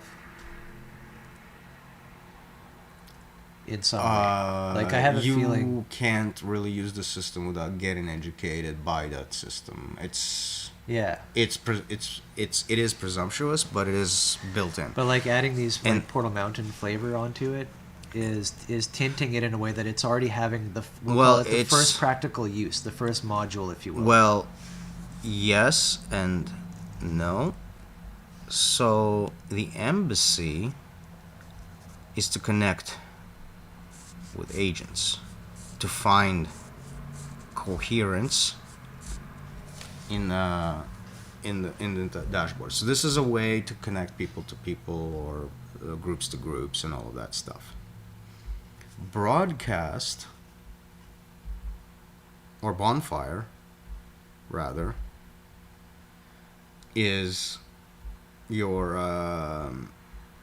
venting mechanism, so to speak. So you're not expecting an immediate response. Those two together constitute the conversation engine through and through, and the workshop, not the workshop, the forum engine, the feed. So they're not there by accident. This is like both the two modules, with the embassy being the conversation gimmick, where you actually start conversations, and because everything is funneled into the lobby, you're kept in check by people. Conversation beat, broadcast themselves, allow the entire network of people to actually make comments, right? Comments themselves can be conversations started, so it's not like Okay. you just have to broadcast a comment. Like, I get you can start a you're conversation going way with people. into the details of how like little chats are happening between people or whatever. I feel But like I didn't bring these 2 buttons, these 4 buttons out of nowhere, though. I know. I These get the it. first 2 are actually embedded is what activates your conversation engine versus your broadcasting engine. For example, that's the main. This one is the one that's going to activate your schema building engine, and this one is going to activate your code building engine. So all of these 4 temperaments are embedded into the actual dashboard beforehand. The schema stuff is already this button. Which but- sorry, describe this the is- buttons again. I don't know if I was listening. What is L, Q, V, E, or whatever? Lab, B. obelisk, bonfire, embassy. Right. Portal Mountain spaces. So these are how they're going to be developed. these are how they're going to be introduced to the user. Pardon? Right, so this is the development line from here to there to here to here, and this is how their users are going to start with the system. 1, 2, 3, and 4. In terms of complexity, approaching the system. So the first is going to be in a conversational manner. That is what the role of the embassy is. Yeah, okay, again, you're into this like as if this dashboard is Portal Mountain. But what I'm saying is I get that they're inseparable. However, we can talk about the dashboard underlying fundamentals before we get into the flavor of what we're doing with it. All See right. what I'm saying? So if you're uncomfortable with B and E, we'll go C and B for broadcast. Here it's embassy, here it's conversation. Chat program and a bulletin board all in one. That's the user. Okay. That's the user-facing stuff. Okay, yeah. Yeah, like to me it's helpful to talk about it in these contexts because I'm familiar with it. But I feel like just talking about like data structures, like raw, like the schemas and this kind of stuff, we just skipped over a whole lot of shit and just went and talked Well, about this is where the schemas need to actually adhere to. Like, Yeah. we need to get this structure into those schemas. But this structure is dependent on other schemas as well. It's all It's a strange loop. So you got to go top down and bottom up. So this is a top down version of this explanation. A bottom up version will take care of the security stuff and take care of the technology and all of that. Here's where the critique earlier about Scepter came and charlatanism came up was, and this is where I feel like the reason that the dashboard program is taking the shape that looks like Portal Mountain, which seems super arbitrary and is like, what is it, a dojo now? The application has to be a dojo. But the reason for that being that way is so that it has a built-in kind of immunity system to check itself against, so that the whole stack can go up and down, right? Yeah, That's it's why that I'm isomorphism. kind of, I don't like I want to talk about just the technicals, but you're pulling up like this flavor of Portal Mountain. So this flavor is a way to take the top-down approach and make sure that it's also reflective of the bottom-up. Because I know we're coming from the bottom at the end of the day, which is going to be our conversations and stuff. Right. And so now I'm just trying to contextualize these conversations not only in terms of, yeah, there's going to be the ongoing strings of text going on, but there's going to be a shouting out into the room itself. There's going to be a reaction by the system itself for that shout out. Right. All of that. And so what you've kind of pointed at here is we come in and we have this lobby, this like application. There's a natural lobby to it. That technically we've kind of theorized how to build that up. Where how it comes to that like plateau, that ether. platform. However, now you for reasons that maybe can't easily be explained as it is, that lobby ability needs to be multiplied in 4 directions by temperament, basically. Right. So it's like you have this lobby, which is, and maybe all those 4 would just wash into the general. Probably, yeah, right? That would be the idea. Yeah, but you can go out into either of those 4 directions and start talking in a certain way with other people, like whether it's a concrete way and over here it's an abstract way, and over here it's an immediately imminent way, and here it's a theoretical. Sure, right? yeah. So you've got these directions. So any lobby can be split out into 4, and that needs to be built into the chat itself. And what you're doing here is you're controlling your delay, right? Like a conversation, the delay is basically immediate. Like there is no delay, is what I'm saying. Like say something, respond. Say something, in a broadcast, the delay is much larger. Potentially, yeah. Right? Like you can have posts. You can take your time to set up the post for days at a time before you get any feedback on it. Right, and at the same time, you can say something off a whim in a conversation, and then And use select that. that out, and it suddenly Yeah. multiplies by 1,000,000. Yeah, and you can use that in your post, for example, as a reference to something that's been said. Right, like a conversation starter. Yeah. This also feeds back into how conversations are posts themselves, but also conversations could be comments on posts. So, for example, somebody made a post, somebody commented on that post, and now you and the author want to start a conversation based on that comment, and that could flow underneath that Well, comment as and soon build as- up as its own comment. As soon as you have a first reply, you have a conversation. So I'm saying you can interact in both the most concrete way and the more abstract way at the same time if you need to. Like it's giving you that Right, yeah. freedom.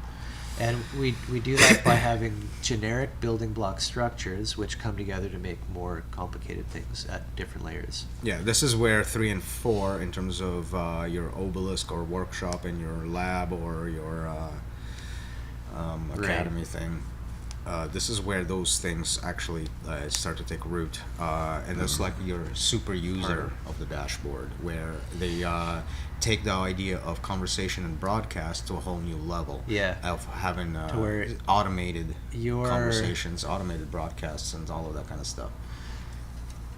Yeah, and automations also is meant abstractions in which you're changing the whole environment itself. Batching. You're changing the media. You're making batch. You're chunking, which is the same. You're making pattern. media. That's what it is, right? Yeah, you're taking full blown expressions and turning them into symbols in the next layer. Right, and this is media creation, media manipulation, right? Mm-hmm. Yeah. So For sure. instead of just using it, you've kind of gone a different, deeper, if you will. Well, even if you're not using it, technically speaking, it could be set up in such a way that it's using itself.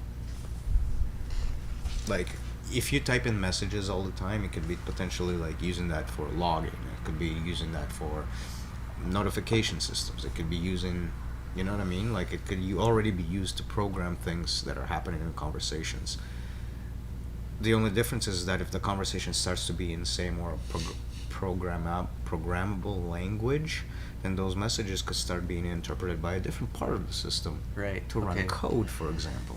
So, and kind of a goal, if you will, if you could say such a thing, is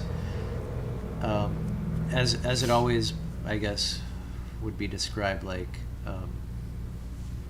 facilitating organization, like having a map match the organization of people. So it's like even ourselves, how do we organize ourselves? How do we have the map, and what do we do?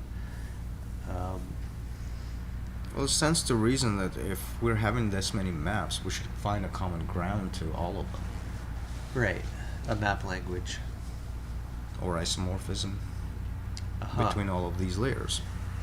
Yeah, so it's been about behavior, of understanding not only our own behavior, but then what do we do with each other? What is this social behavior, the social operating system, right? So UX-wise, yes, sorry, I agree. Yep. So UX-wise, you're dropped into this, Just kind of setting the stage for what we're using this for. yeah, you're dropped into Because this we want a lobby. media that's completely manipulable, if you will.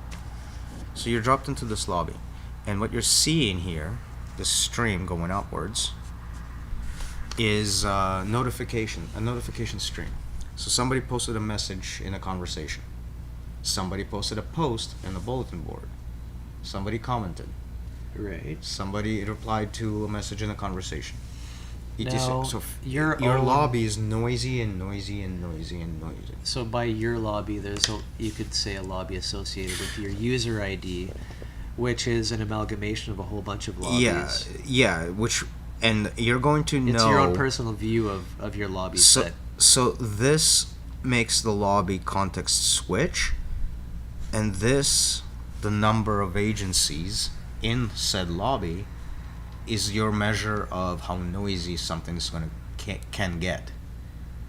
So like if you have the entire network on here, you're Yeah. going to actually see way too much information. Usually, like in Linux, when you tail the log file, You don't want to do that. Yeah, so when you switch your context from being just your dashboard Or certain your- log files, and, I guess. and everything your dashboard is sensitive to specifically, that's why it's so noisy. It's telling you everything it's sensitive to. That would be one rare. So that's a context, but yeah, it's a rare one you're dropped into this immediately, but that's before you have a network. by default. And even You don't have a network by that point, so Yeah. it's just going to be your activity that shows up. Yeah. Once you switch context, though, it's going to be that dashboard's feed, so you don't get that kind of noise anymore. It's all filtered out. And if you again recurse and filter your dashboard even further, so if you go to education, you're going to see everybody's education progress through every guild. But if you jump from that education guild into being educated about guilds, you're just going to see, okay, anybody who's still learning is over here. But what? Why would you be notified about somebody else learning something? Okay, so picture this. You're just out in the ether, right? If you're just out in the ether, you're seeing your dashboard's noise. Yeah. So it depends So- on your connection. So you go and switch your context. The context is presented to you by your network, and your network is showing you this. You can choose where you are now, which is your membership.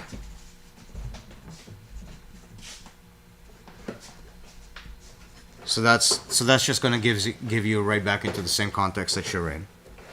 So it's an option that doesn't even need to be there, basically. It's kind of grayed out. Then you have your fundamental, no, not fundamental, mediation. Pardon? So I'm talking about this button, your context button, and network.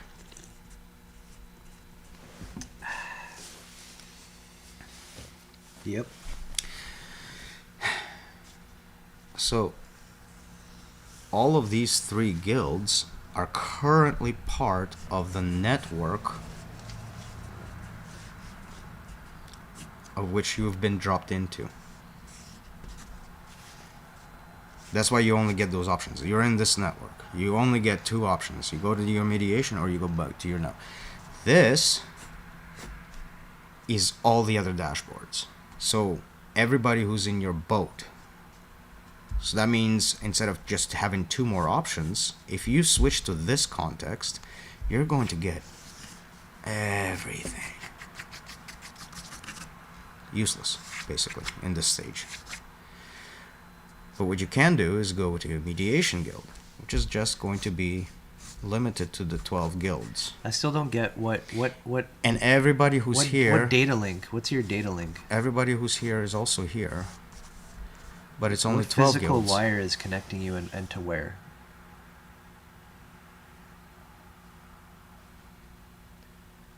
Like, There's no set mechanism. There's a way to derive these things. There will have to be ways to derive these things. Okay. I don't have... let's set aside the most- let's set aside one thing, that we can have this whole model in this network, and we can use it to represent our actual lives and our connections with people, and we could say, yes, this technology could be used to represent all of that. That seems to be what you're pointing at. Yeah. But I don't see how you just got connected to that, because what, you have no You friends? you installed the app. You install it and No. you have no friends. You have no friends. How but are what you if, seeing Hold on, anything? I explained this. This is that portion. So Network, okay. So What's you there? you have two options to step out of your context, which is just your freshly So fundamental guilds. installed dashboard. Now, a lot of people also installed a freshly installed dashboard. That's what shows up in this column. Who did? Everybody who installed the Why? app. How do you connect to them? They're coming from the same source. How do you install the app? Okay, hold on. No, like I know it's stupid. Okay, so we're all connected to the internet. Let's say It's a bootstrap. we're all connected to the internet. What do you mean a bootstrap? I don't even have a single friend. Why am I seeing someone else, like everyone on the planet's dashboard? I don't even have one friend. Why am I looking at all this shit? I'm not. There's no connection. I don't see how you're making that jump that all of a sudden all these dashboards come up when you haven't connected to a single peer yet. What you will have is a bunch of centralization points all running dashboards according to their own schemas and whatever. So you connect to the Facebook dashboard, and then you just see all the... You That's where, can. You can. The idea is not to restrict. The idea is to make your own decisions.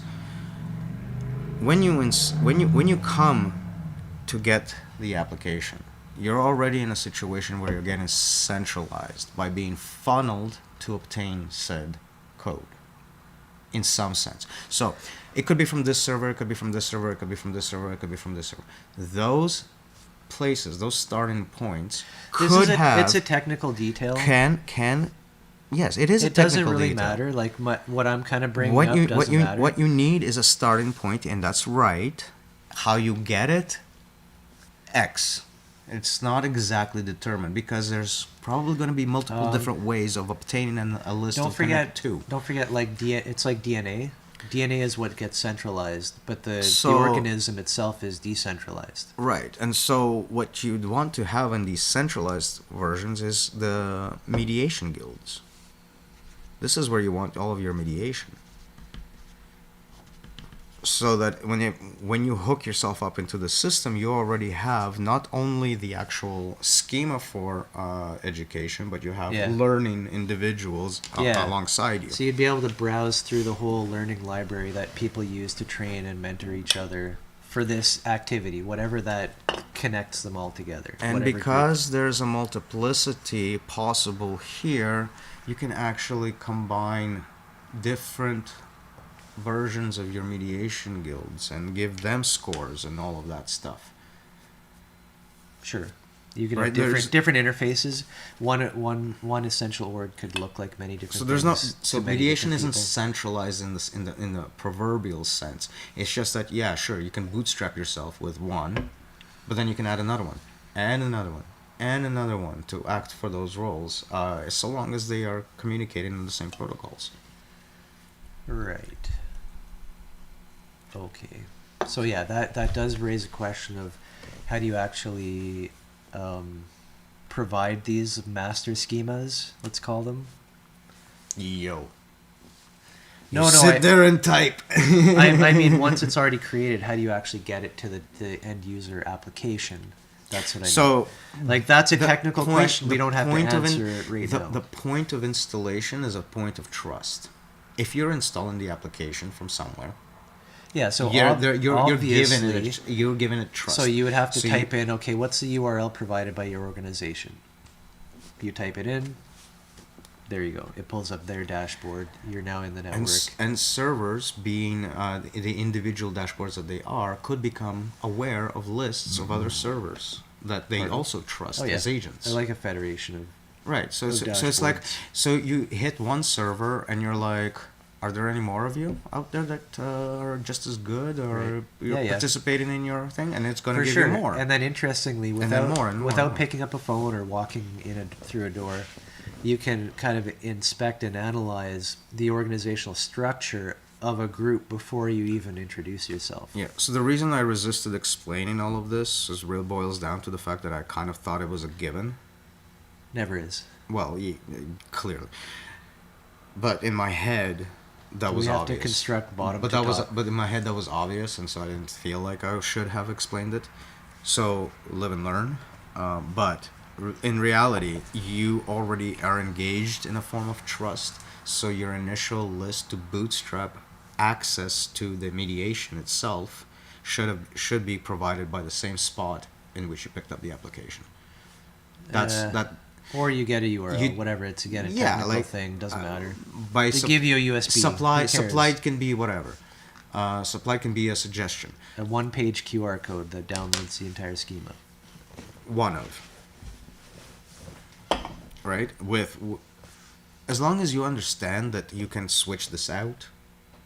Yeah. And merge it with something else, or have your own unique database if you really need to, but then you're suffering reputation problems. That's the other thing. Like, if you're coming from the trusted source, chances of the reputation score being higher actually increased because it's very much more looked upon. That's another aspect we don't need to get into. Yeah, Trust the and social, reputation. it's the social aspect, and it's the most murky ground that you can fucking step on. Yeah. Like everything goes in the symbolic representation realm at the end of the day, and it's just like that narrow path, finding that narrow path that's like really the problem. And this is as narrow Right, as I especially can with fucking get it. The problem of reification. Right, which is, and this is another, the structure forces reification to appear in a certain direction. Model. No accidents there. So yeah, you would switch this context. You would step back into your feed. That's fine. So I'm just trying to get an idea of the application, how it's put together, what it's going to look like.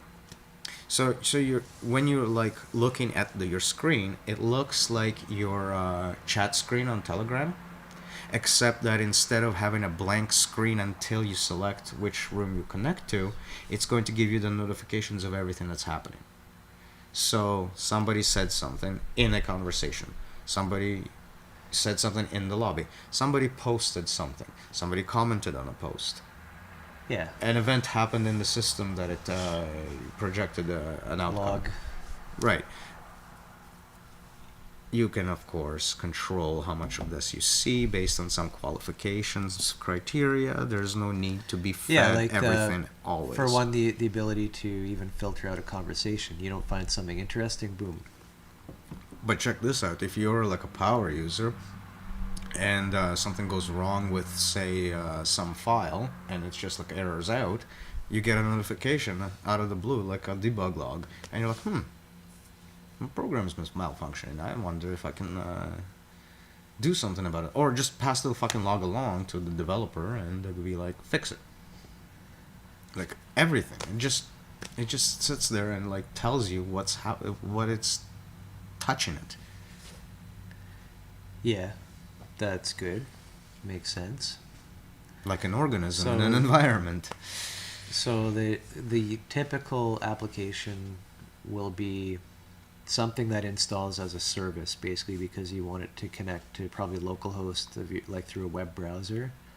I'm presuming like that would be the typical interface we would probably want to build for. Yeah, with the potential of using a native app or using a completely client-less server-based app. So that means you've entrusted the server to run your client entirely.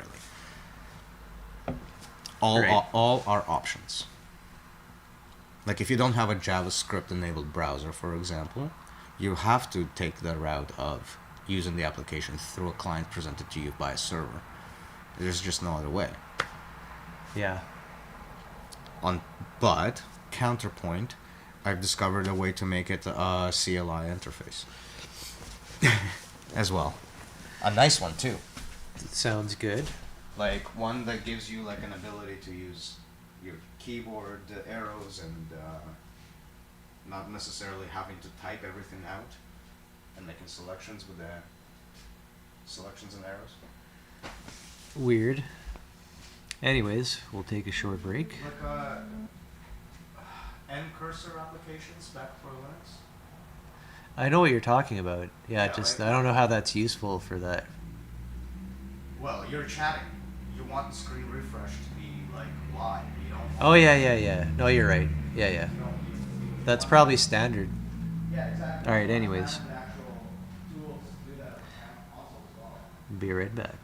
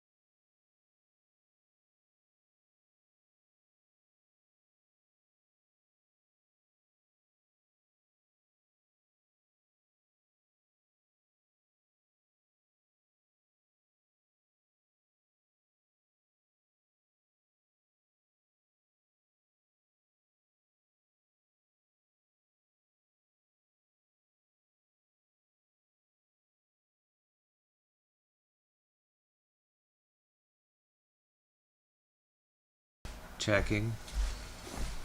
So, You know how we've been talking about the conversations and how they happen in the room, and you could be a third wheel listening in, kind of a thing. It's a media. Many ears. Right. Many Right. mouths. But have you ever been that person that you overhear something being said, and you have this?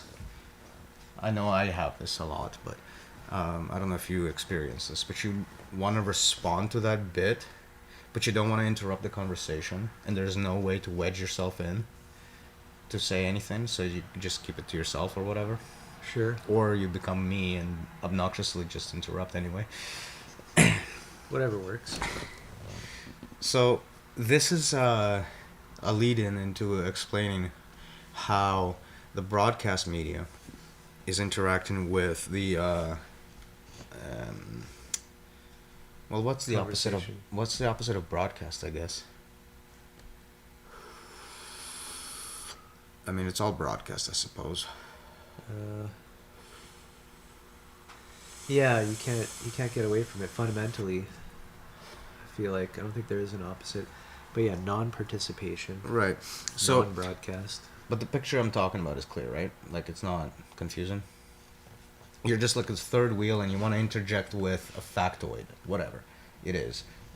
One phrasing in the conversation that's just like, you don't want to disrupt the flow of it, but you want to say something to that So thing. you seem to be talking about respecting the conversation as an entity, but wanting to be able to reply to the conversation itself. An or aspect a of it, piece yeah. of it, without becoming the conversation.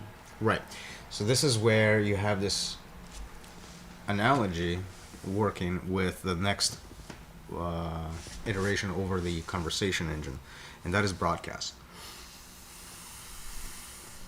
I don't know if I want to call it a broadcast engine, maybe. But the basic idea... Sounds matrixy. The basic idea is this. On its own, you write a post, you get reply to posts, and it works a lot like a bulletin board. Nothing fancy there. This is like a view of the data. I Yeah. think it just views. It pulls out broadcast. What? No, step by Okay, step. anyways, yeah. I'll paint the picture. So, the aforementioned ongoing or archived conversation can be thought of as I kind of post. Right? I kind of post. A kind of post. What is that? A kind of post. A kind of post. Yeah. A post of a kind. Right. Right? Like the entire transcript of the conversation could potentially be a bulletin Yeah, that's board what I meant. post. Yeah, yeah. It's like arbitrary boundaries can be set up around at any point. The conversation could be a quarter its size, a half of its size, and still you could take that chunk. Yeah. So one thing that this opens up is, if you're not a non-participant, or even if you are a participant of a conversation, but you have a comment on the overall conversation, Yeah. if it's a post, that's like a bulletin board, then you can just use that same Sure. user experience to make that comment. So, to me, what I'm thinking about, although this isn't what I wanted to think about at the moment, but the process of having a conversation and then realizing, or not having the process of banter or talking or chatting. So let's call it chatting, and realizing that you've entered a conversation, at which point it can be identified as having a start point, and that's when it becomes a Yeah, a thing. this is where you It switch. becomes a thing. This is where you switch from sitting in the lobby and just regulating all the noise yourself to making an informed And- decision on where to cut the noise out. I think if you're if you're chatting and you decide, wow, we're talking about something, this is a topic, You make an invite. you tag it as topical of this is the start point or something, and if the next response to that by the chatter, the other chatter, is to also incorporate that usage. yeah. In their messaging, they also continue on saying, "Oh yes, this is a what conversation." I'm picturing is like that reply functionality that Telegram has. right? You hit that. You could reply or reply in conversation. Yeah, exactly. And Yeah. and then it's on the other person to actually accept the invite into the conversation or to stay in the lobby, because you can't force conversation either. Right. That's kind of interesting. Just that delimiting part. And that reply in conversation should also be able to, you should also be able to name all of the people that you think should participate in the conversation. I can't agree with that. I don't see that working. Well, they don't have to acknowledge it. They can still see what you're saying. That's way too clunky. And then it's like, okay, now we're doing the coherence thing, and we all have to try real hard. Well, I mean, This what you're talking about is a very difficult to implement. To try and implement, no, not to implement. To encourage, maybe. But the encouragement comes from coherence at the end of the day. And what I mean is like the thumbs up, thumbs down idea, the coherence For the conversation. Right. Because that's what you're trying to get into. The one reason you want to have conversations is to cut out the noise. Right. To cut out the noise during the conversation. Okay, yeah. And to cut out the noise after the fact with the agencies involved. This is something people would do naturally without even before you even start caring about coherence scores and scoring each other. This is something more fundamental. In this case, we're just given the dashboard buttons and levers You're to giving actually an do ability it. To reflect that, yeah. To reply, like, so your chat. So it's like when you're hitting send. What are you sending to? So your little send button, which could be like a triangle or something, splits out into multiple sends. So there's always that triangle that stays there. That's your just general send. But then there's different conversations that you can hit enter to. You can maybe swap them into one being primary. Every time you hit enter, it hits that one. You rotate the wheel, and that's the one. Yeah, I haven't actually figured out a good interface for keeping both lobby and various conversations in mind at the same time. Yeah. Like, the obvious solution is to go this simple route and to just like have an icon that says so many messages have accumulated over here. Check me out. That's the simple solution. Is there a better solution? There's probably different ways. Yeah, no, I'm saying like if you're taking like color coding, for example, if you're taking the big view of everything, certain chats could be associated with certain tints. Right? I like that. Oh, I never got to finish my spiel about the broadcast engine as a whole. So we've reached the point of where we have a conversation as a post. Check this out. Yeah. You look at a conversation, you comment on it as if it were a post, and one of the participants of the conversation wants to discuss something with you about your comment. Uh-huh. So instead of simply commenting back, they strike up a conversation, and that conversation's transcript ends up being the reply comment to the commenter's comment, basically. So it's not just. I kind of wasn't paying attention. I'll apologize. We have a post that's a conversation. We're repeating this process for a comment now. So somebody looks at the conversation, says something. One of the conversation's participants strikes up a conversation in response to that comment. Yeah. So the reply comment is actually the transcript of that conversation. So you're not stuck into broadcast media once you're at broadcast media. You can jump I feel like I didn't down. get what you're talking about. Although when you say jump back down, of course. So conversation. What am I doing here? So we have a conversation, right? Which is a post. Somebody writes a lengthy comment here. Normally, in a bulletin board, if this is a post and this is a comment, this is going to be a comment, and this is going to be a comment, and this is going to be a comment, and so on and so forth. Right. But instead, this is another conversation.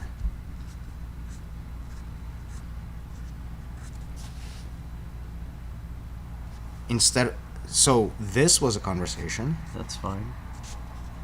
So These what are I'm saying- threads. These are called threads. You Yeah, have yeah, yeah. different- So on the broadcast side, you see snapshots of everything happening in relationship to the bigger picture. But every time you're in this space and replying to somebody, you can strike up conversations instead. Right? Topical. Jump back out into the previous iteration.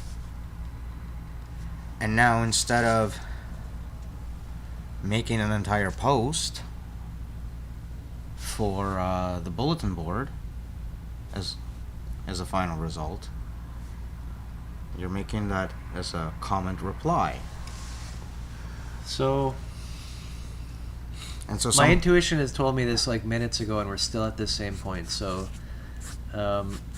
if I may, why isn't everything just a post? Everything just a broadcast? everything is just a post, Well, and why everything are you is subdividing it by schema now? Can we simplify and then get into this? because this is time delayed, and this is real time. Yeah, but after the real time thing is done, it's still a delayed. Yeah, whatever. as a post.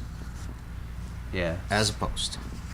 So, But this, so this is this. What you're picturing here is this. yes, yes. So what do you? So, well, one of these, you sit there and you create a title and you write out all the text I out. see. So and you're this saying one is a instantiate- conversation. You're talking about instantiate a pointer with nothing in it. Yeah. Until it starts happening.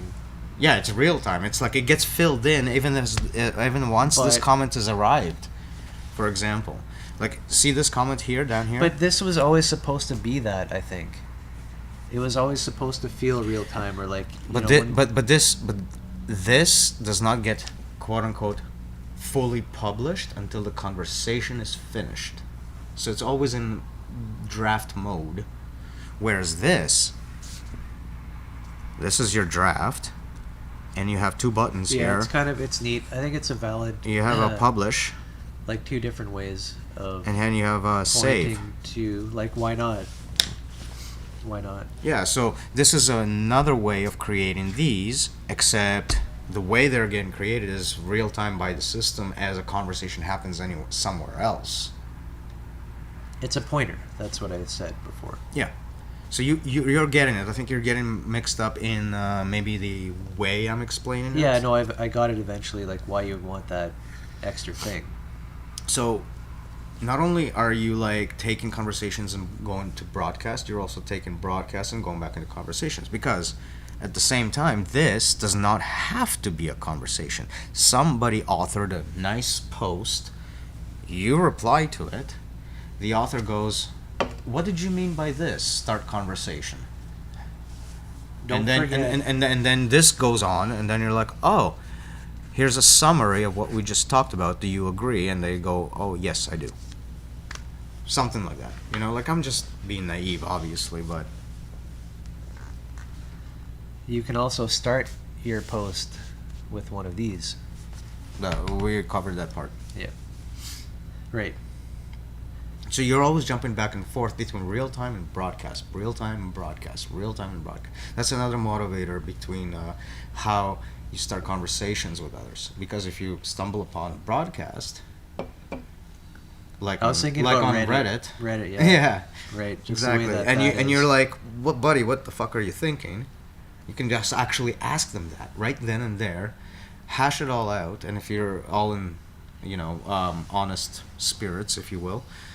Right, and just that a shouldn't be a media problem. to let things sort out. And it's embedded right in the right spot as far as flow goes. Now, again, imagine the more complicated aspects of the dashboard and automation, and it does that too. So not only does it write out things as a big post, but it also like lets another part of the system to make a comment on it, and then that comment could start a conversation, and that conversation could result in another programming module or something to that effect. On and on and on and on goes. Feature installations, for example, could go that route. You know, I am kind of like made to think about abstractions and taking this to the workshop, and how chains of data like this in their standard formats end up being lifted and transmuted into like protocol format, if you will. all right. So the way to get there is to basically, you see this structure. Yeah, what we just That's drew. your schema. That's your schema. This, like, you capture Yeah. you write out a schema to capture the structure. See this structure? Same thing, right? So you write these kinds of different schemas over and over and over and over and Yeah. over again, and then you write processes to say, if I have something with this schema, process it like this. If I have that schema, process it like that.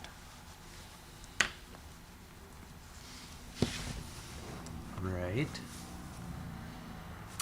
So Yeah. so the other thing you're gonna have to be able to do is like, so you know how you're capturing those schemas, and that those schemas are like this, and this, and this, and this information. That's a Yeah. schema. Yeah, yeah. So like you do the that, types of objects. You have your chats and your comments. right? And at the end of the day, you also have your schemas. So you need a schema for schemas. Right. Yeah, that's even earlier we talked about that. And then you need the schemas for But so things like a schema would be a list of which would include stuff like what a chat is, Yeah. what a comment is. yeah.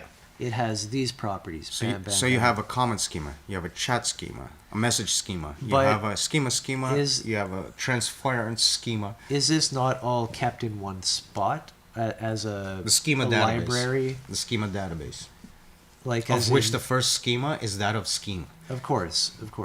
But aside from that, organizations are using this, and you pull their schema, which is just these collection of definitions. And that becomes the DNA, if you will, Of the org, of yeah. the actual dashboard that it's functioning. So it has to have that mechanism of resilience. And we're talking about the And evolution. the primordial org, if you will, which Yeah. uses dashboard to And evolution. So it has to be adaptable entirely. organize. So not only can you add schemas that are validated by the schema, you can also make additions to the schema that are validated by the schema. So if you're making an addition, the first step that needs to be happening is that, is my new version of schema valid under the old rules of the schema? Gets trippy, So in right? other words, all you're saying there is this an extension or does it destroy? Yeah, is it a cancer? And you basically And again, this kick is out everything. the feature or one defining feature of holonic model. And we can definitely get away with thinking about it this way because of the incompleteness theorem. It doesn't matter how complete a schema is, there's always going to be that one element of In other words, extension you that can't you can argue have. for perfection. No. That you have The perfect system mathematically, that is not possible. represented. So, what I do know is this. Finding a way to extend schema that is also validated by schema is going to be a nightmare. Narrow, very fucking path over here. Tall order, threshold, everything like that. But at the same time, for sure, that thing is extendable.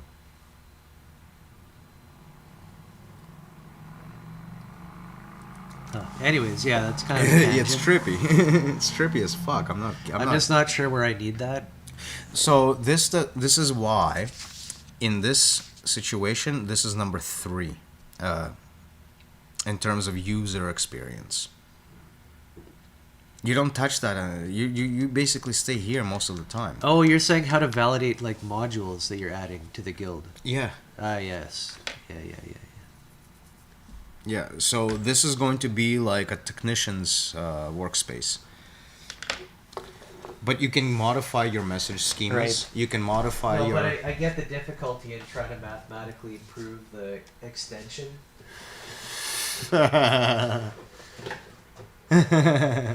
It's not gonna be us, bud. That's all I'm gonna say here. It's not gonna be us. Jeez. That's gonna be somebody with a fucking brain on their in their skull and that sees shit in a way I just cannot picture. I'm limited to making fairly mundane associations, if you will. Like lots of them for sure, but they're not extraordinarily complex in and of themselves. That's why I'm still making Yeah. sense to a lot of people as it happens, despite some other arguments that may have occurred over time. Oh, they always happen. No biggie. No, but ultimately, like, if somebody's engaged enough with me in a conversation, it's not like I'm gonna leave them hanging. I'll find a way. I usually do. Well, that's Without, yeah, that's hopefully, not I the don't piss problem. them off before that happens, though. that's the other. Yeah, but that's great. Every interaction is a blessed one somehow. My point is that where I thrive, it's not necessarily the kind of space where you get like really technically complex. And I'm talking about like our people we've had passionate discussion and meditations with on Portal Mountain Lobby. Yeah, I think that if what I'm saying was not actually accurate, I'd not be able to communicate people outside of the technical domain. Right, because the analogs that I'm using are always from there. So the connections being made aren't necessarily in themselves that technical. And I mean, at the end of the day, we're talking about experiences, right? So like, who doesn't have them? Oh yeah, phenomenology for the win. Yeah, just maybe a quirk for language or whatever. But anyway, I love that you're getting really deeper, much more deep into the schema of schemas themselves, because like that's going to open up the door for the card game. And the way I see this happen is like, take this broadcasting medium that we're talking about here, and now picture your card game. It's Right. Yeah. is it not like maybe a No, modification? it's drawn as such. Is it that? Is it that already? Well, I'm just or looking are at there tweaks to be made to this idea that makes it much more full? Because if there's tweaks to add it, then we just simply take that original schema and figure out Well, what it is for that the we're whole doing. the with idea it. of card game. There's many aspects potentially to it. Okay. If you're talking about sit down with a deck and battle like three other people around a table with cards or something, like this is a different context, right? For one, you can do this with that. And it's not just that simply. Like maybe you could represent it using this type of a schema. That's what I would be hopeful for, and I would say yeah.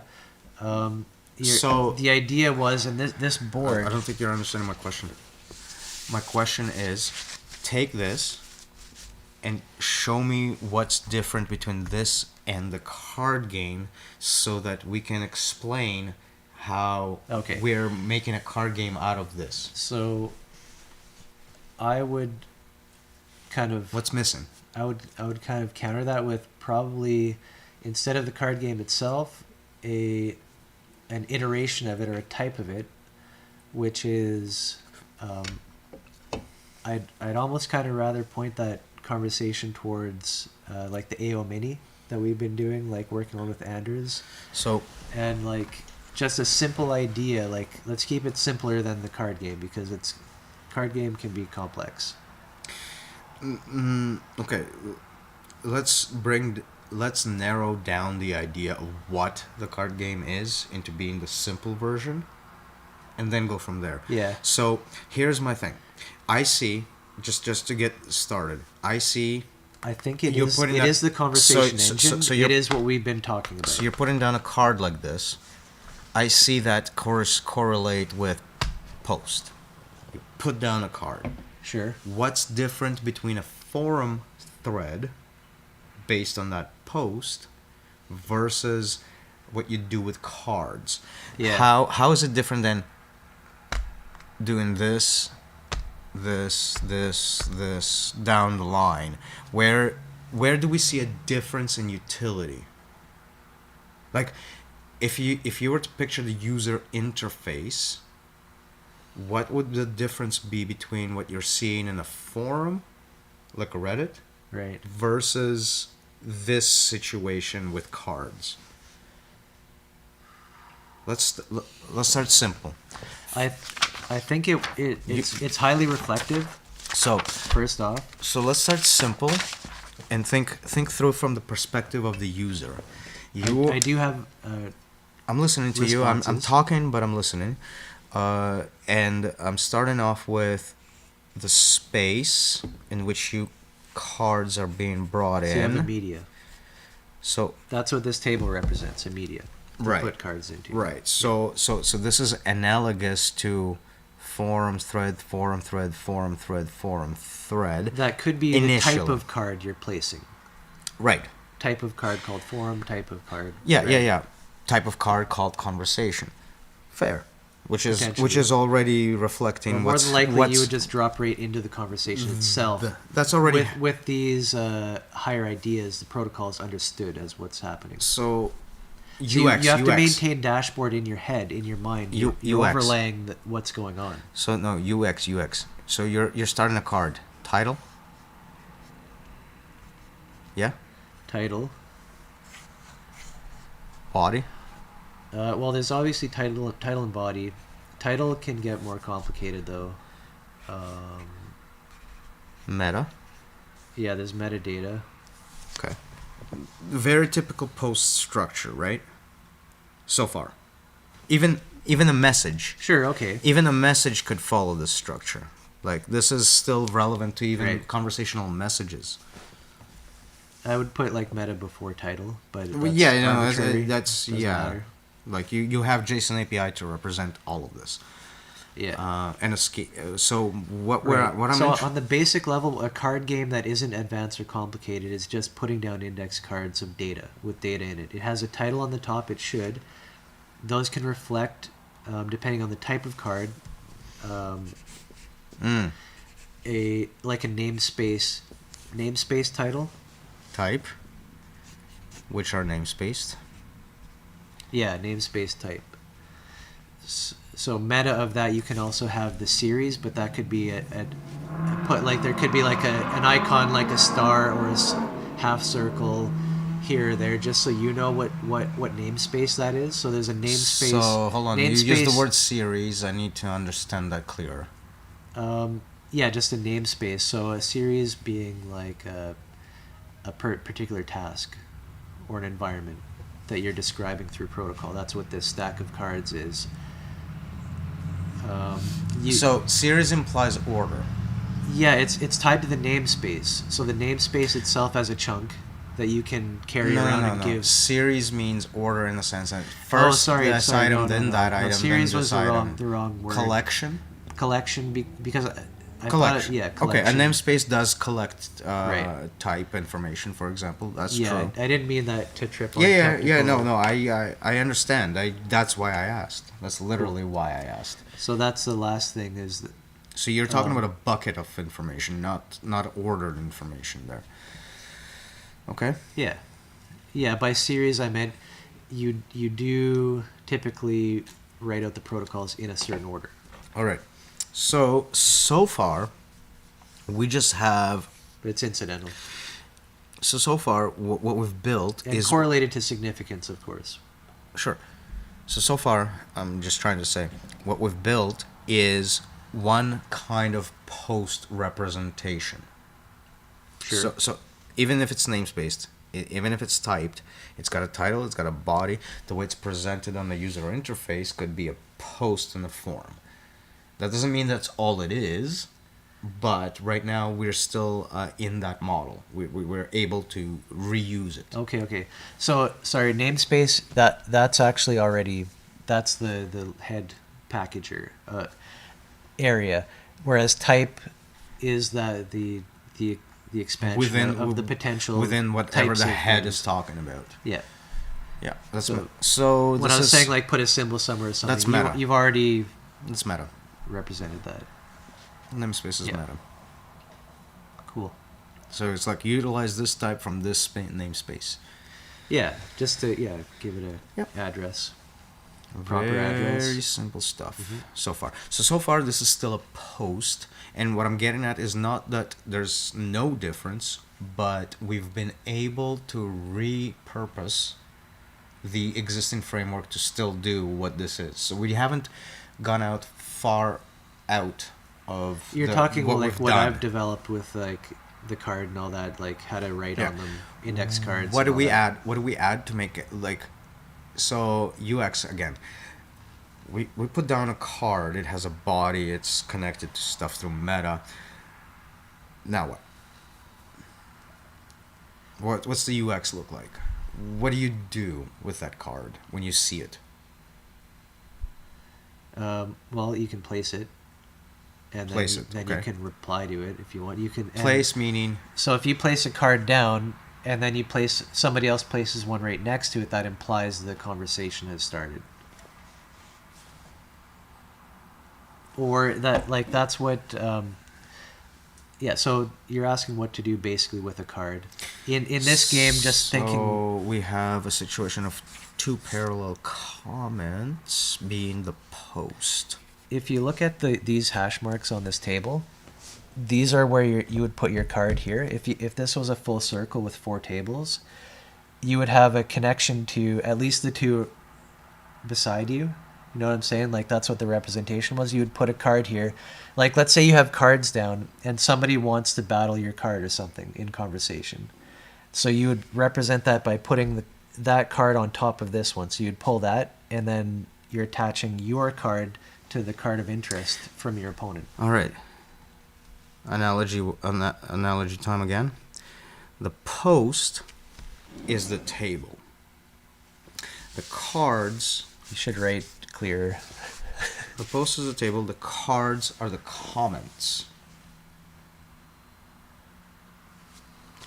Sure. Like we're creating. It's a game in session. We're creating a heading, and underneath a bucket of information that everybody throws something in. That's like you Sure. start your post with the first layer So comments. let's say that this game begins with a post.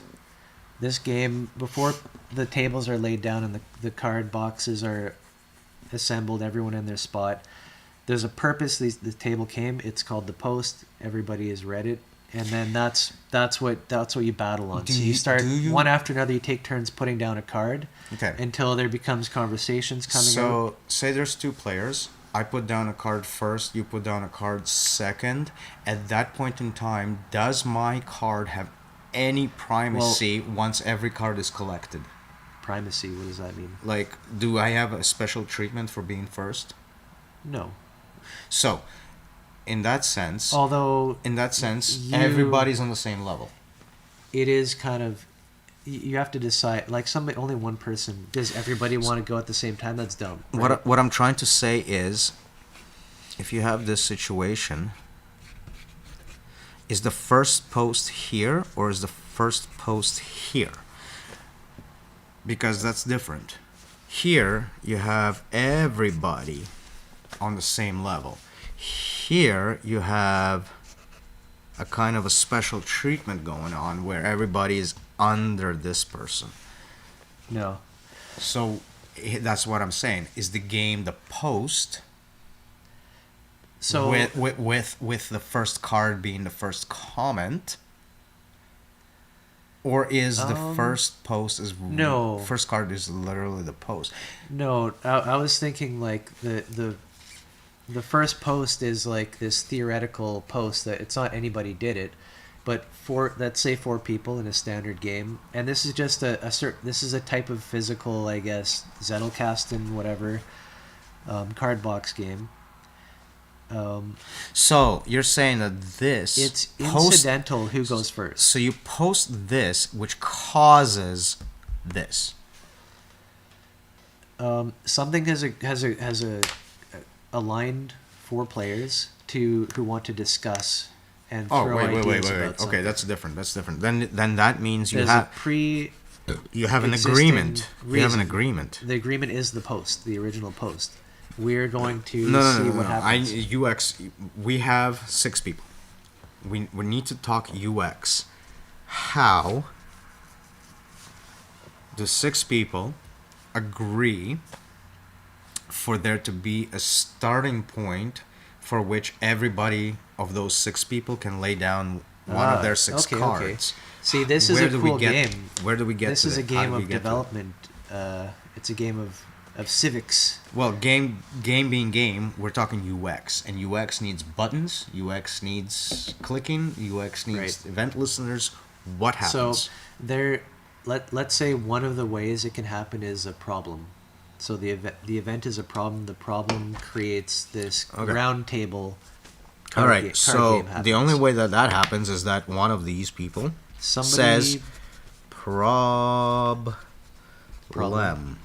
Yep. Exclamation point. Then what? So we don't have this yet.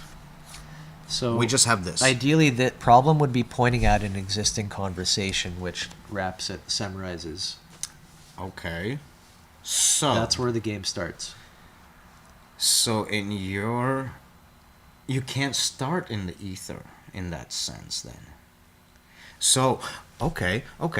So what this means, what if I'm reading you correctly, your card game can only start on in these places. So conversations can start off comments and whatever, but it's only once a thread is happening, you capture one of these posts. Well, I'm trying to imagine the context for why multiple people would want to get and you together basically and do something. and you basically derive another box here that is your card game. Okay. Yes. I'll mark that with boxes actually. Put a gold star on it. There we go. Yeah, so from the perspective of the actual forum, this becomes like another post, much like another conversation would become another comment. Yeah, that kind of wraps into And what we've talked about. And the way you plug into a startup is by taking anybody who's relevant to any of these. Yeah. And that's what limits who is here. Who's playing the game? And only one of them can start it. Like, it could be anybody out of these people, except that whoever starts it, and you can have 6 of them going at the same time for all the you idea care. of started, like, I imagine this as a synchronous game where you would take turns. In other words, everybody doesn't just put down their first idea. And the purpose of now, and I know because How do you synchronize people? Because I keep talking over you as it is. here's the problem. You put down a card, no one reads it. They only read their own. They only give a shit about their own. There is that. How do you actually have a focus get pushed around? You're talking about token ring. I know. It's incredibly slow and painful. Give me a moment. If I cook up something, I'll let you know. And with that, we shall be right back.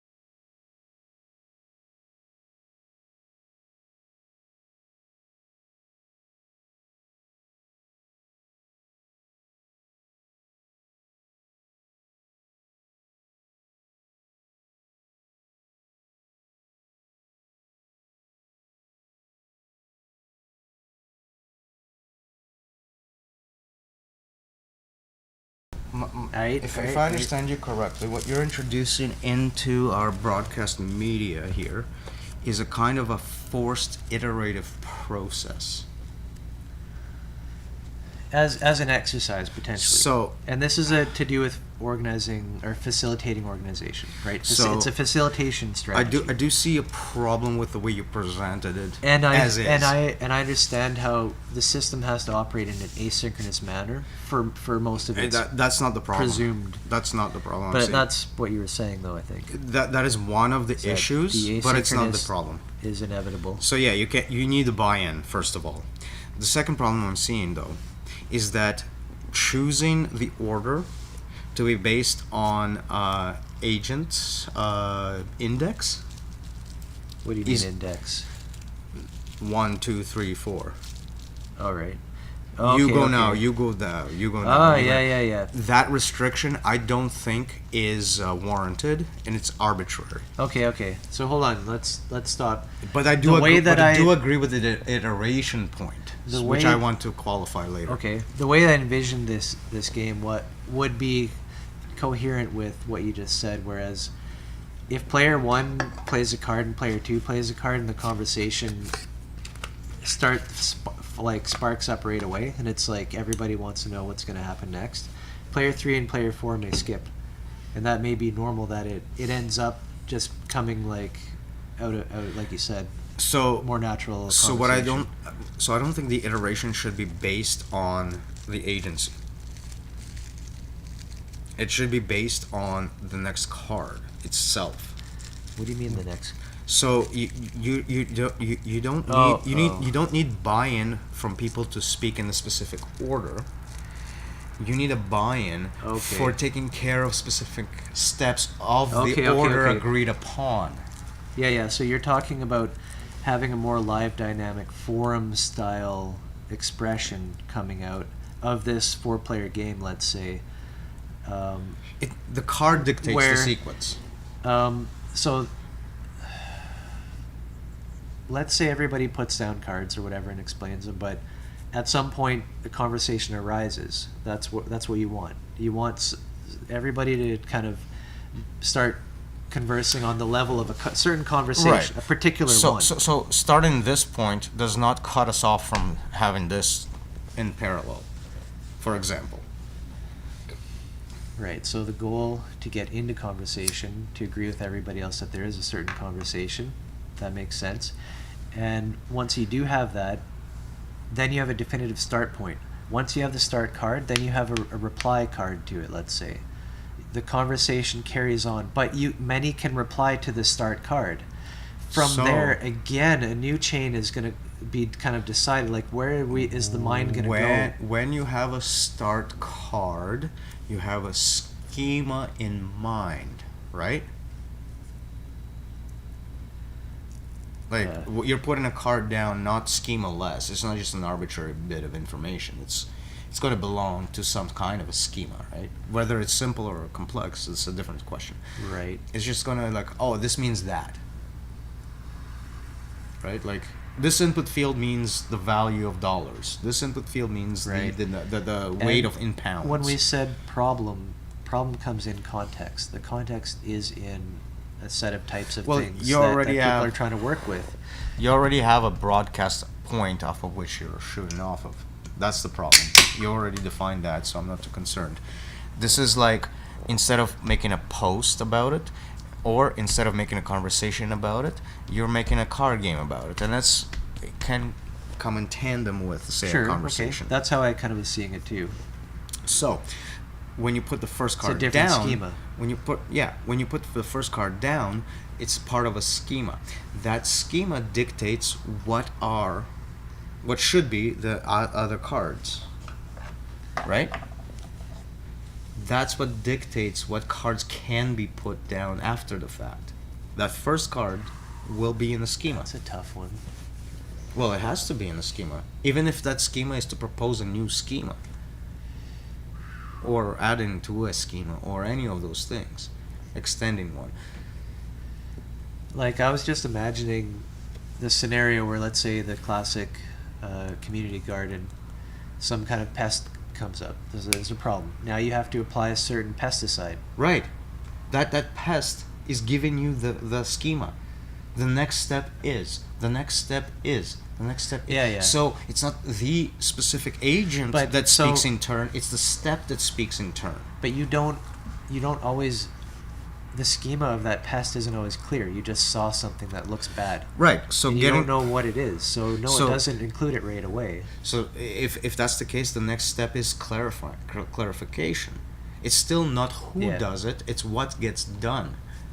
And anybody in that boat can pick up the next card to Right. apply to.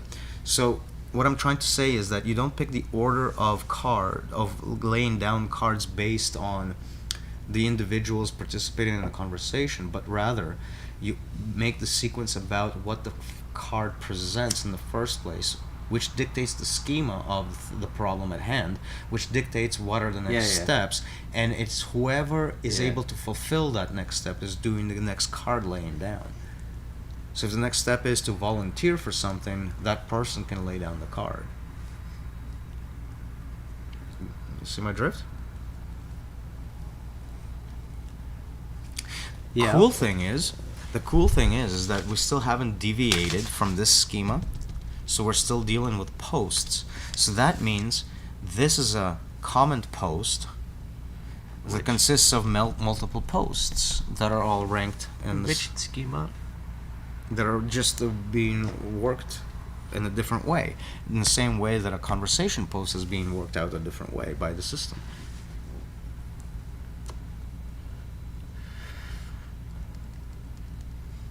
It's basically a hyper forum.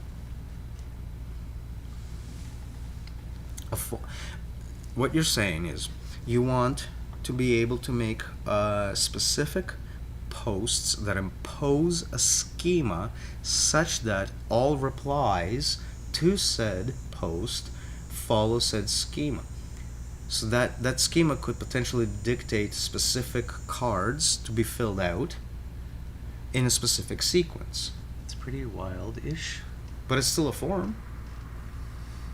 And I think kind of you And I think it was you who really wanted to get into like the technical of And so I'm not pushing. of schema extension. Basically, that's what this keeps reminding me of. I'm not pushing the UX of a forum for this situation. I'm just saying that the UX of the forum can double up for that function.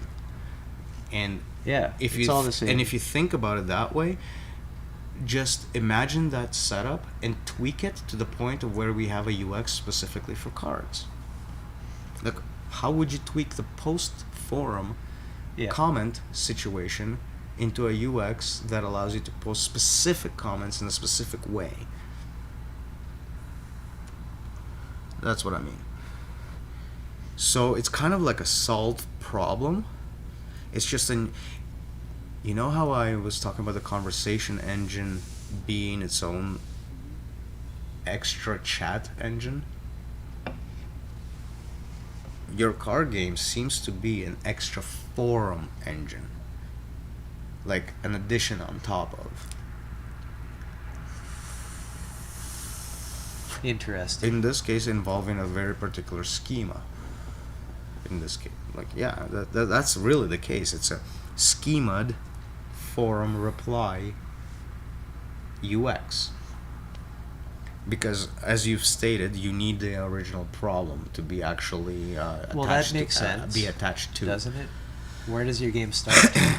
You don't just sit there staring at each other. Here's the ideal situation.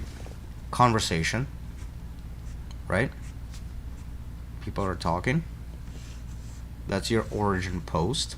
From here, one of the participants of this conversation decides on making cards, which selects for a schema. Making cards? Yeah, this is the first card put down. I like making cards. This is the first card put down in relationship to the conversation.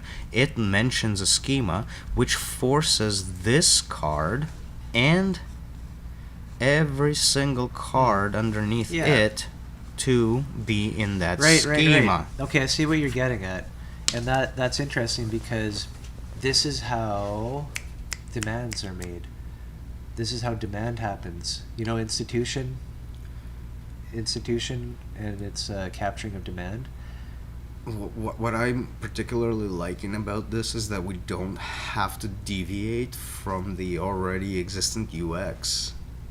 There's a lot of familiarity in there, and by making this yet another series of posts in a forum, but also limiting it by a specific schema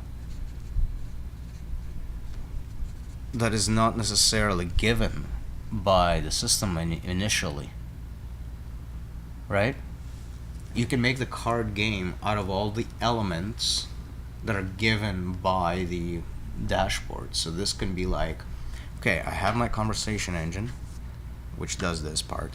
I have my post forum part. I have that. I can create schemas. This gives us the structure. And I can create processes that say, whenever you have a post, enable this button to create an object of the schema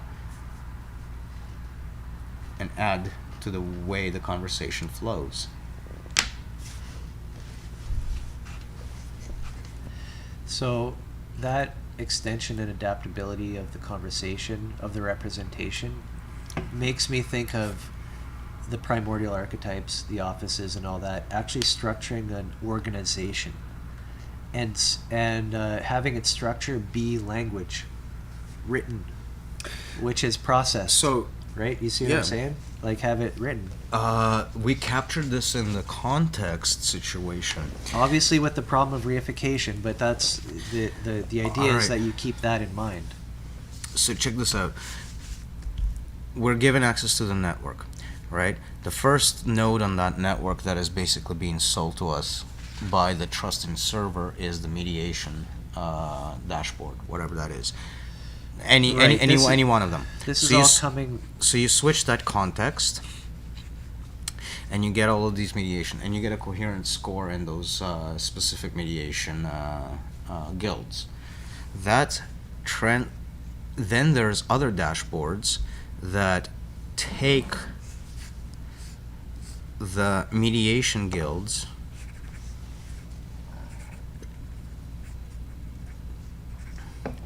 and act as like the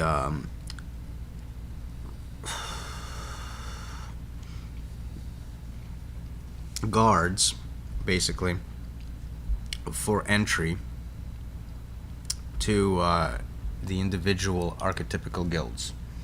So you know how in the two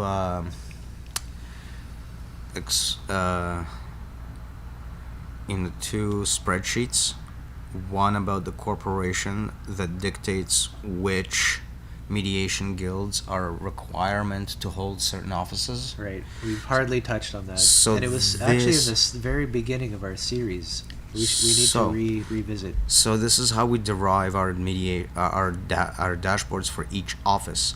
We take the dashboard for each individual mediation guild and funnel them through into the lobby of each office that is required for that guild. What this means is that the conversation here and the conversation here is the same conversation from two different perspectives. Uh-huh. So if somebody is just sitting in their mediation guilds are contributing to that flow, but somebody who is also sitting in an office guild is contributing to that flow in a filtered manner or merged manner even. So they have to consider multiple guilds at the same time, for example. Right. Mm-hmm. So this is how we and mediation, you're talking natural guilds kind of yeah stuff, yeah like, this is education, immunity, environment, and so on. Right. Most of these offices, they require things like technology, data. They require industry and all of that kind of stuff. So it's way above right. that particular exposition. But that's what I try to capture in that spreadsheet. We've never gone over this into any extent to have feedback on it, so it's kind of tough to. Well, we can just plow through this programming development exercise and we'll get there. Naively speaking, though, I'm admitting it's a naive way of looking at it. If we take those original spreadsheets as correct, right, what we're seeing is a situation in which we have each office list a specific set of mediation guilds, and what we can do with the dashboard then is to create a lobby. A collection of schemas in the form of protocols. Yeah, like the education That's guild. what you mean. That's not literally every single guild. That's what they're bringing. It's a collection of the dashboard for that thing comes at you. Yeah, it's so. Right. You got to make these things clear because like. So hold on, let's make it super clear. We got a lobby, right here, right, and we got one here, and one here. What we're doing is pushing everything that comes from these individual lobbies into this lobby of this office that is connected to the corresponding mediational guilds. Right. So right. that's and there's always two sides. There's the people themselves, which actually are interacting and saying, making demands hands, and making demands, saying hello, I can do that for you. And there's also the abstract representation of it, which is kind of this Porter-Mountain model stuff, which helps you to navigate it. Right. So whatever happens in this lobby has to actually be a correspondence of all these four talking to each other. Or at least this is how you get your material for understanding if what's happening is coherent or not. What are you checking against? So, for example, anything that happens in this lobby, it gets spread back out into all of these lobbies, right? So imagine for a second that a person exists here. Now, you've kind of lost me. Like you seem to be getting super concrete, but you haven't said who is connected to what server, like what's your scenario right now? So all of that is mediated by whatever you choose to connect to. You got to give a scenario. So the scenario is you start with your original mediation server that also exposes. You download this app. Your organization told you to punch in this website or URL. Yeah. You downloaded the schema. Now you're part of this organization. Anybody who's, for example, that downloaded that URL, you can all connect to them. Interact with this organization. You can connect to them. The other thing is that you're going to have this mediation thing create a secondary lobby. So, in the technical sense, messages coming into this lobby, any one of these lobbies, funnel into whatever offices are connected to said mediation guilds. Conversely, this is like an organization. Yeah. Conversely, if you type a message into an office lobby, it's going to broadcast that message into this lobby, that lobby, the next lobby, every single guild that's in line. So that means that if a person A is in this office and a person B is not in that office, and person A sends a message in their respective office lobby, there's somebody in their mediation guilds that can be like, nah, that doesn't work with the rest of the guilds, or you know what I mean? Or like, so there's going to be a secondary layer that's not the corporate layer, but the actual main guild layer that just like you're talking. It's like that sounds like restricts immunity kind of code compliance. We've talked about the guilds, the natural guilds acting as like a constraint versus the offices acting as like an expansion mechanism and an adaptation mechanism over the rest of the world. So that constraint, that's what it's going through. This is what so in other we're words, setting it's up like here. the core schema. Yeah, expanding out, being extended. we're building up guild dynamics into the dashboard. Basically, that's what's happening. It's not Portal Mountain specifically. It's guild dynamics that's being actually expressed in the dashboard. But Portal Mountain, As a more generic term. Portal Mountain is the mythology that utilizes dashboard as a mechanism for Right. functionality. And it's also, So it the admits name it- also kind of shares itself with our network, which, from whence it came. Right. On Telegram and all that. Yeah. So you see how person B over here, that's not even associated with Office A, can actually have influence on the lobby in Office A because the lobby's messages are funneling through and they're funneling through back. So that conversation is an open channel through and through. Like this so lobby you're is saying, that lobby. someone in the mediation guild's like, nuh-uh. But then what happens? Because you're saying, yes, it does go through. So you're talking about a translation layer between between guilds. If a situation arises such that Office makes a request from mediation that doesn't it is up to the Office to figure out what the hell is in the from mediation. Because it failed to account for something. The whole reason for mediation to be there is to make sure that all of You these mean things are mediation accounted for. as a role, Yeah. an agent role in an organization. Well, it's mediating. It's literally mediating. But so this sounds like manager. Yeah. Uh, But model. model manager is called the mediator. Your mediator. There you go. We've known about this layer, and it's never been that big of a. Appropriated. It's never been that big of a, what do you call it?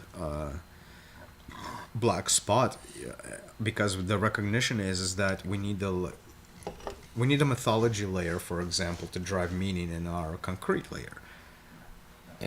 Right? The types of objects that appear to us, in order for them to make any sense, have to arise from a kind of narrative. That narrative can't only be your personal narrative or your inner group narrative. It has to also amount to something that, you kind of believe to be true. Otherwise, how are you deriving meaning out of anything that's being said at all? Like You're it talking has about that, like the core of what myth is. yeah. And really, there are many myths we all believe, etc. Yeah, and this reflects that structure, but it also reflects it in such a way that, like, if you misuse it a little bit too hard, it's going to die on you. So you can't. It's literally going to succumb to natural selection, right? So Right? you can't do that with it working. So you're stuck not doing that. Yeah. And it's kind of tough to be stuck in the middle of this big pile of civilization Which tells you to do exactly that. Yeah, to specifically get that. fucked. Specifically Get that. fucked and enjoy it. Suicide, basically. This is going to be far more responsive to fuck ups in that sense, because it's just literally not going to work. It's a little bit more finicky that way. Now, when you say something like that, that's loaded with a lot, way too much than probably you're even prepared to explain. I view the kind of systems that we're talking about as an organism in their own rights.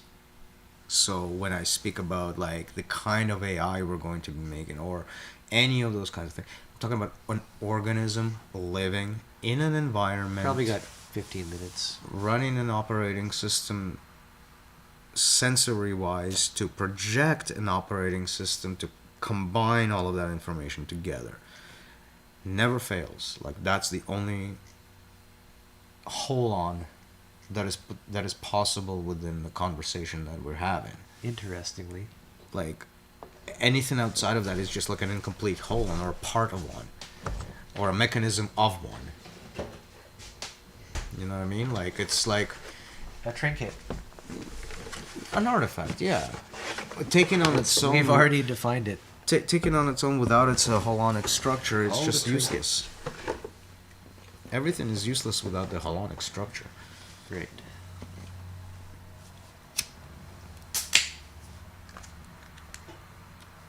Anyway, so we've covered the UX, didn't we?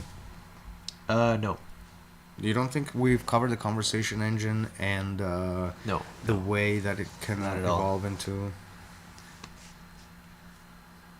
We're just scratched the surface. Hey, man, we had screens. Look, let's try this again then. We had screens. And we are relying on existing information systems. So, in our conversation engine, our main screen is like a feed of messages. This is the same thing. Your Right. Yeah, picture yeah, yeah. stepping into Telegram. Right.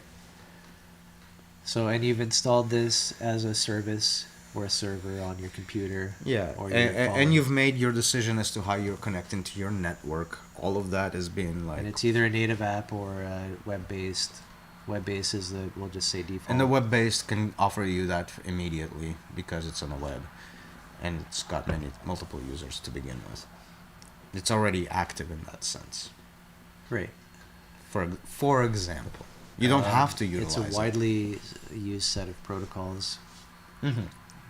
That's it. It's already adopted. So you make the decision to trust one of the various domains that service this application, right?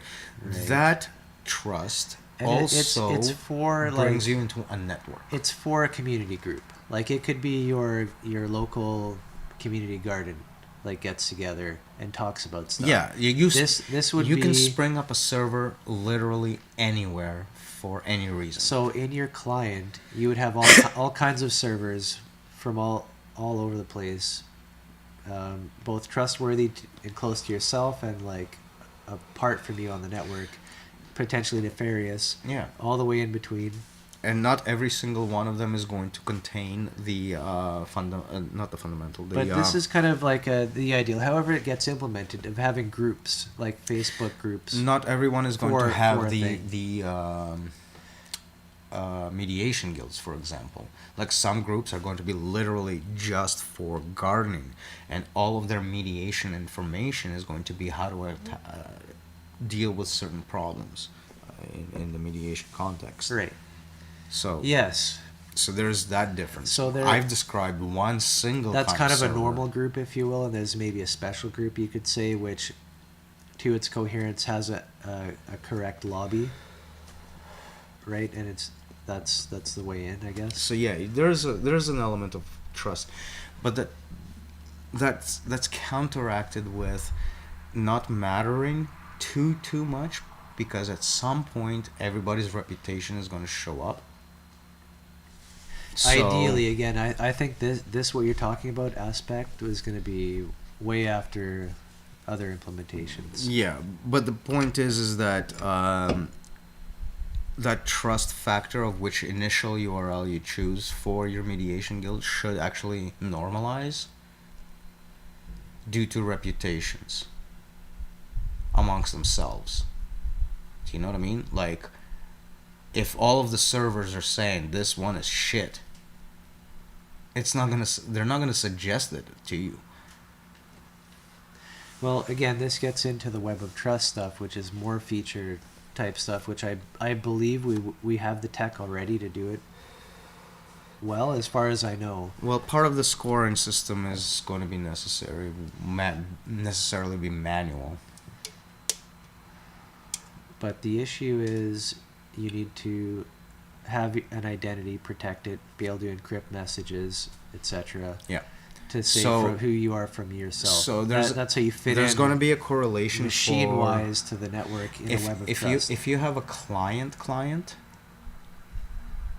that's going to be the token of your identity when you go into a server environment. So like you're going to present your agency through your client. It's like a terminal access.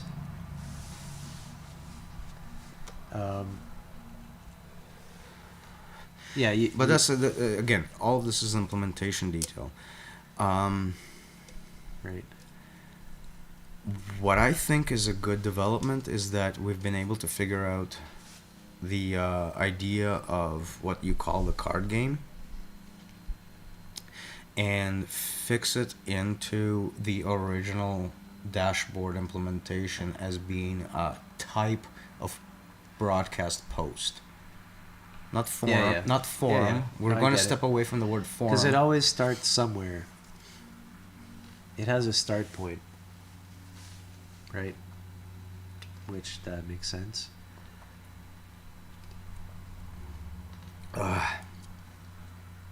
Yeah, we did get over quite a bit of stuff.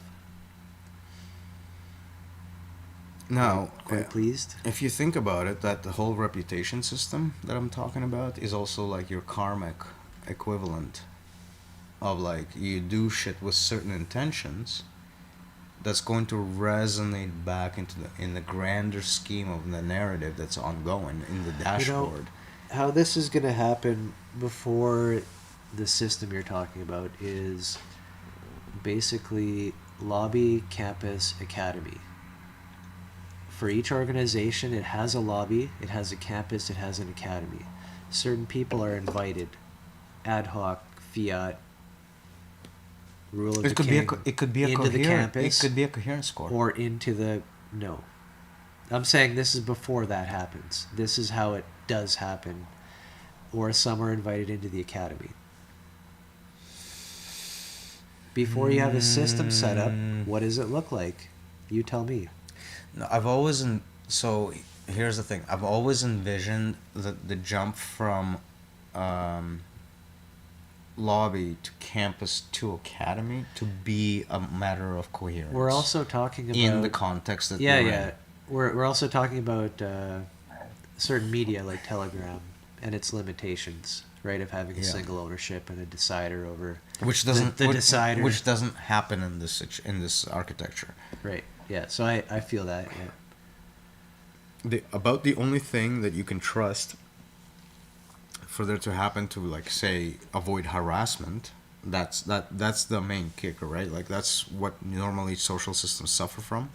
They have to have a kind of a moderation system to kick out people who harass other people, which unfortunately makes it a legal problem for us as far as having to deal with it. So what's the alternative to shunning? Right? Coherence. It's this coherence element that has to take over, if you will, Right. the situation in which people are. You're talking getting- about an alternative to shunning. In other words, banning. Yeah, like What is the- you won't get banned. What actually facilitates healing? Yeah, the idea What is makes things better? the idea is like you don't get banned for saying stupid shit. You get ignored for saying stupid shit Yep. because you wanna the take shit that, you're or saying is stupid. pause it for a sec.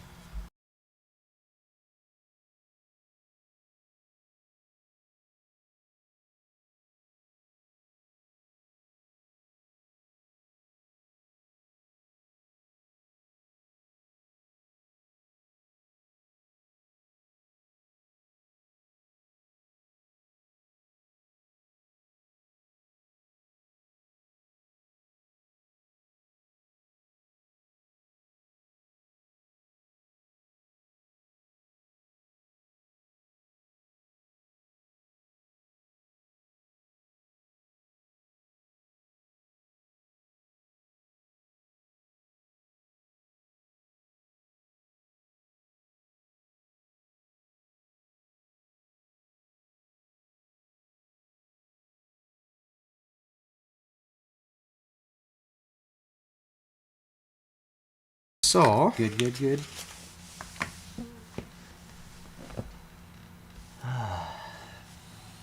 yep. What I love about this ability of the dashboard to reutilize its existent components for new purposes is the parallel that this has with an adaptive system. It's the bridging. That's a coming to terms. The other thing that I'm actually pretty proud of is that if this works in JSON, and all of the different ways to use JSON to represent other forms of data, then we literally have a mechanism that we can read as human beings as it goes and churns through the system itself. We can see what the messages that are being passed in conversations of that dashboard between itself in plain text, much like HTTP has done for the web. This is like a way to not only deal with the system in an automated form, but to take that automated form and just like be like, I see what the matrix is doing. Damn. Didn't think about that, eh? Sorry. But like I said, I'm proud of this. Thought about a lot of things. But in this case, like look at it like from a strictly from a developer's perspective. You're looking at a system and it's running messages in a conversation, and what you're seeing is basically what it's talking about, what it's saying to itself, and you're reading the fucking You'd expect messages. that. Isomorphic at every level. Like, look at the debug power that this has. Like,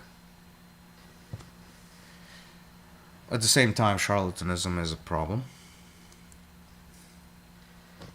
Right.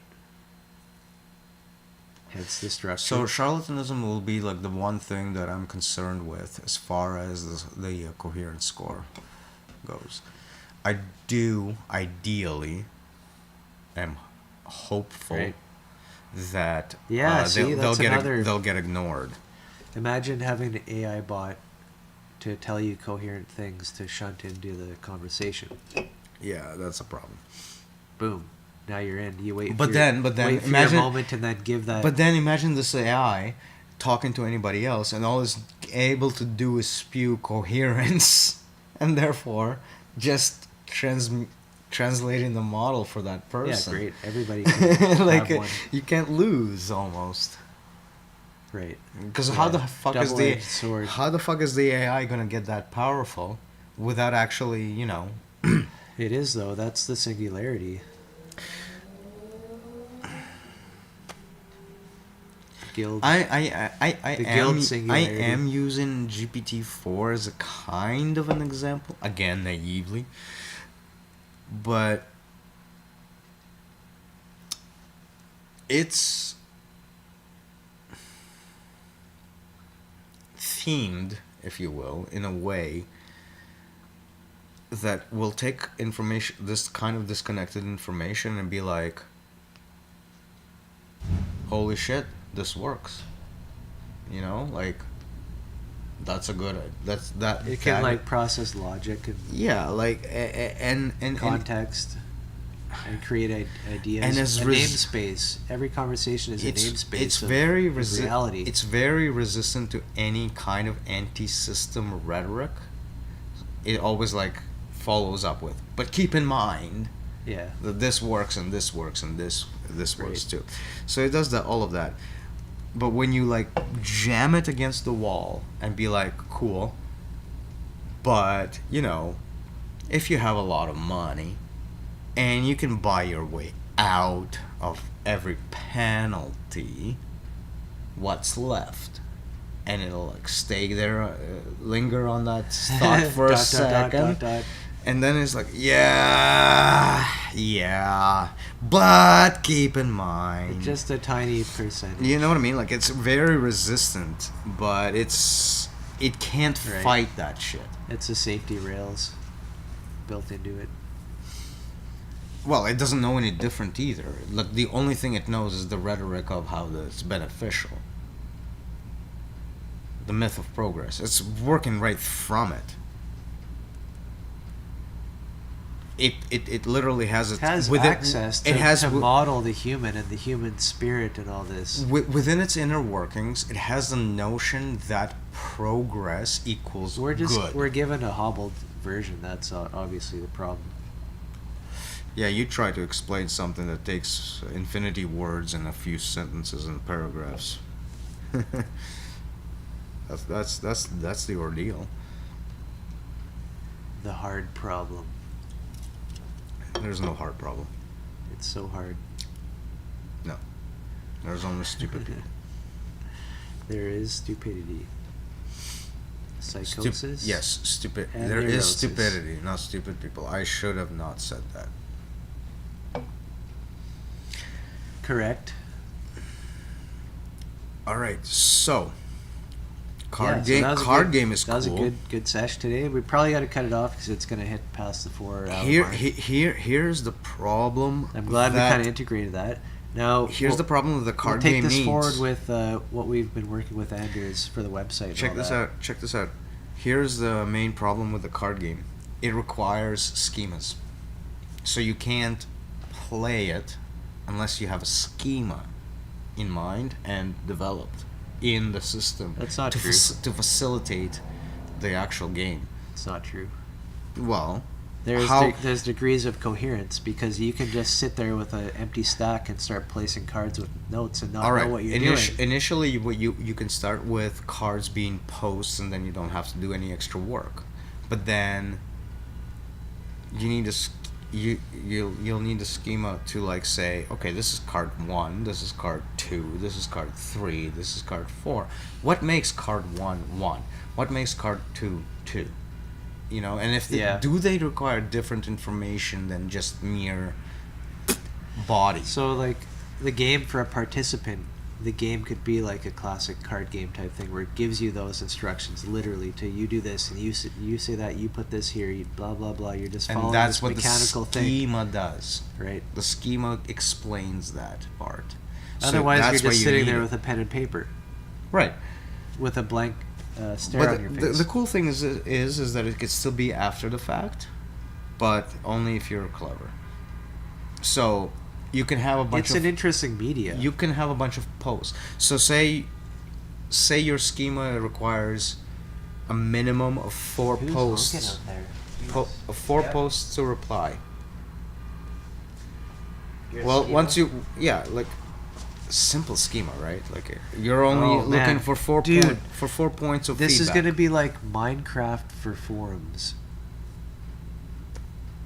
Holy shit. That's what it is. I don't know the actual connotation here. I've never. The ability to shape the conversation itself to advertise constraints, and from then on, that's what builds out of that. It's like Lego, like Minecraft, of human interaction and organization. You want to take it to the next level? Imagine that the start of a card game initiates an actual conversation behind the scenes, and if you type out the correct message, it actually fulfills one of the posts in the card automatically. And all of a sudden the card is filled. And the conversation like, can carry on from the and UI carry on. perspective. Yeah, Yeah, I you get you. you- Yeah, you just automate it. You're talking about the circle of life, having the card game potentially come back into this media, And the DNA of the conversation. And the only thing and you patch it need, up. and the only thing you need to make sure that this happens is to have the correct schema for whatever game you're playing, because that schema is going to tell the rest of the system how to pick up on a Right. message like this. Because the system came from a context where a specific problem happened. That's the terrain, if you will. And the terrain of the problems game, happening. Of the game itself that you drop into. But also the terrain As of a problems team. but also the terrain of problems are happening. That bit of info. Naturally. If it's a problem, you deal with it this way. Identify cause, Yeah, all think together. of solution, And being like talking implement. about it and having it all up in your HUD. So yeah, like you can literally rig the situation to automate posting of various parts by utilizing conversations with regards to Yeah, the for same the UI for the same conversation, parts. I get that. Yeah. And then you just To keep kinda- jumping back and forth between the broadcast and the As things convers- resolve, the overall picture starts to shape up, look different, all that, using different ways of getting answers. And they want to tell us that karma is not real, man. That's bullshit. That you can't throw anything out into the ether that does not come back to you. Well, technology says otherwise. God dang it. Huh. Wow.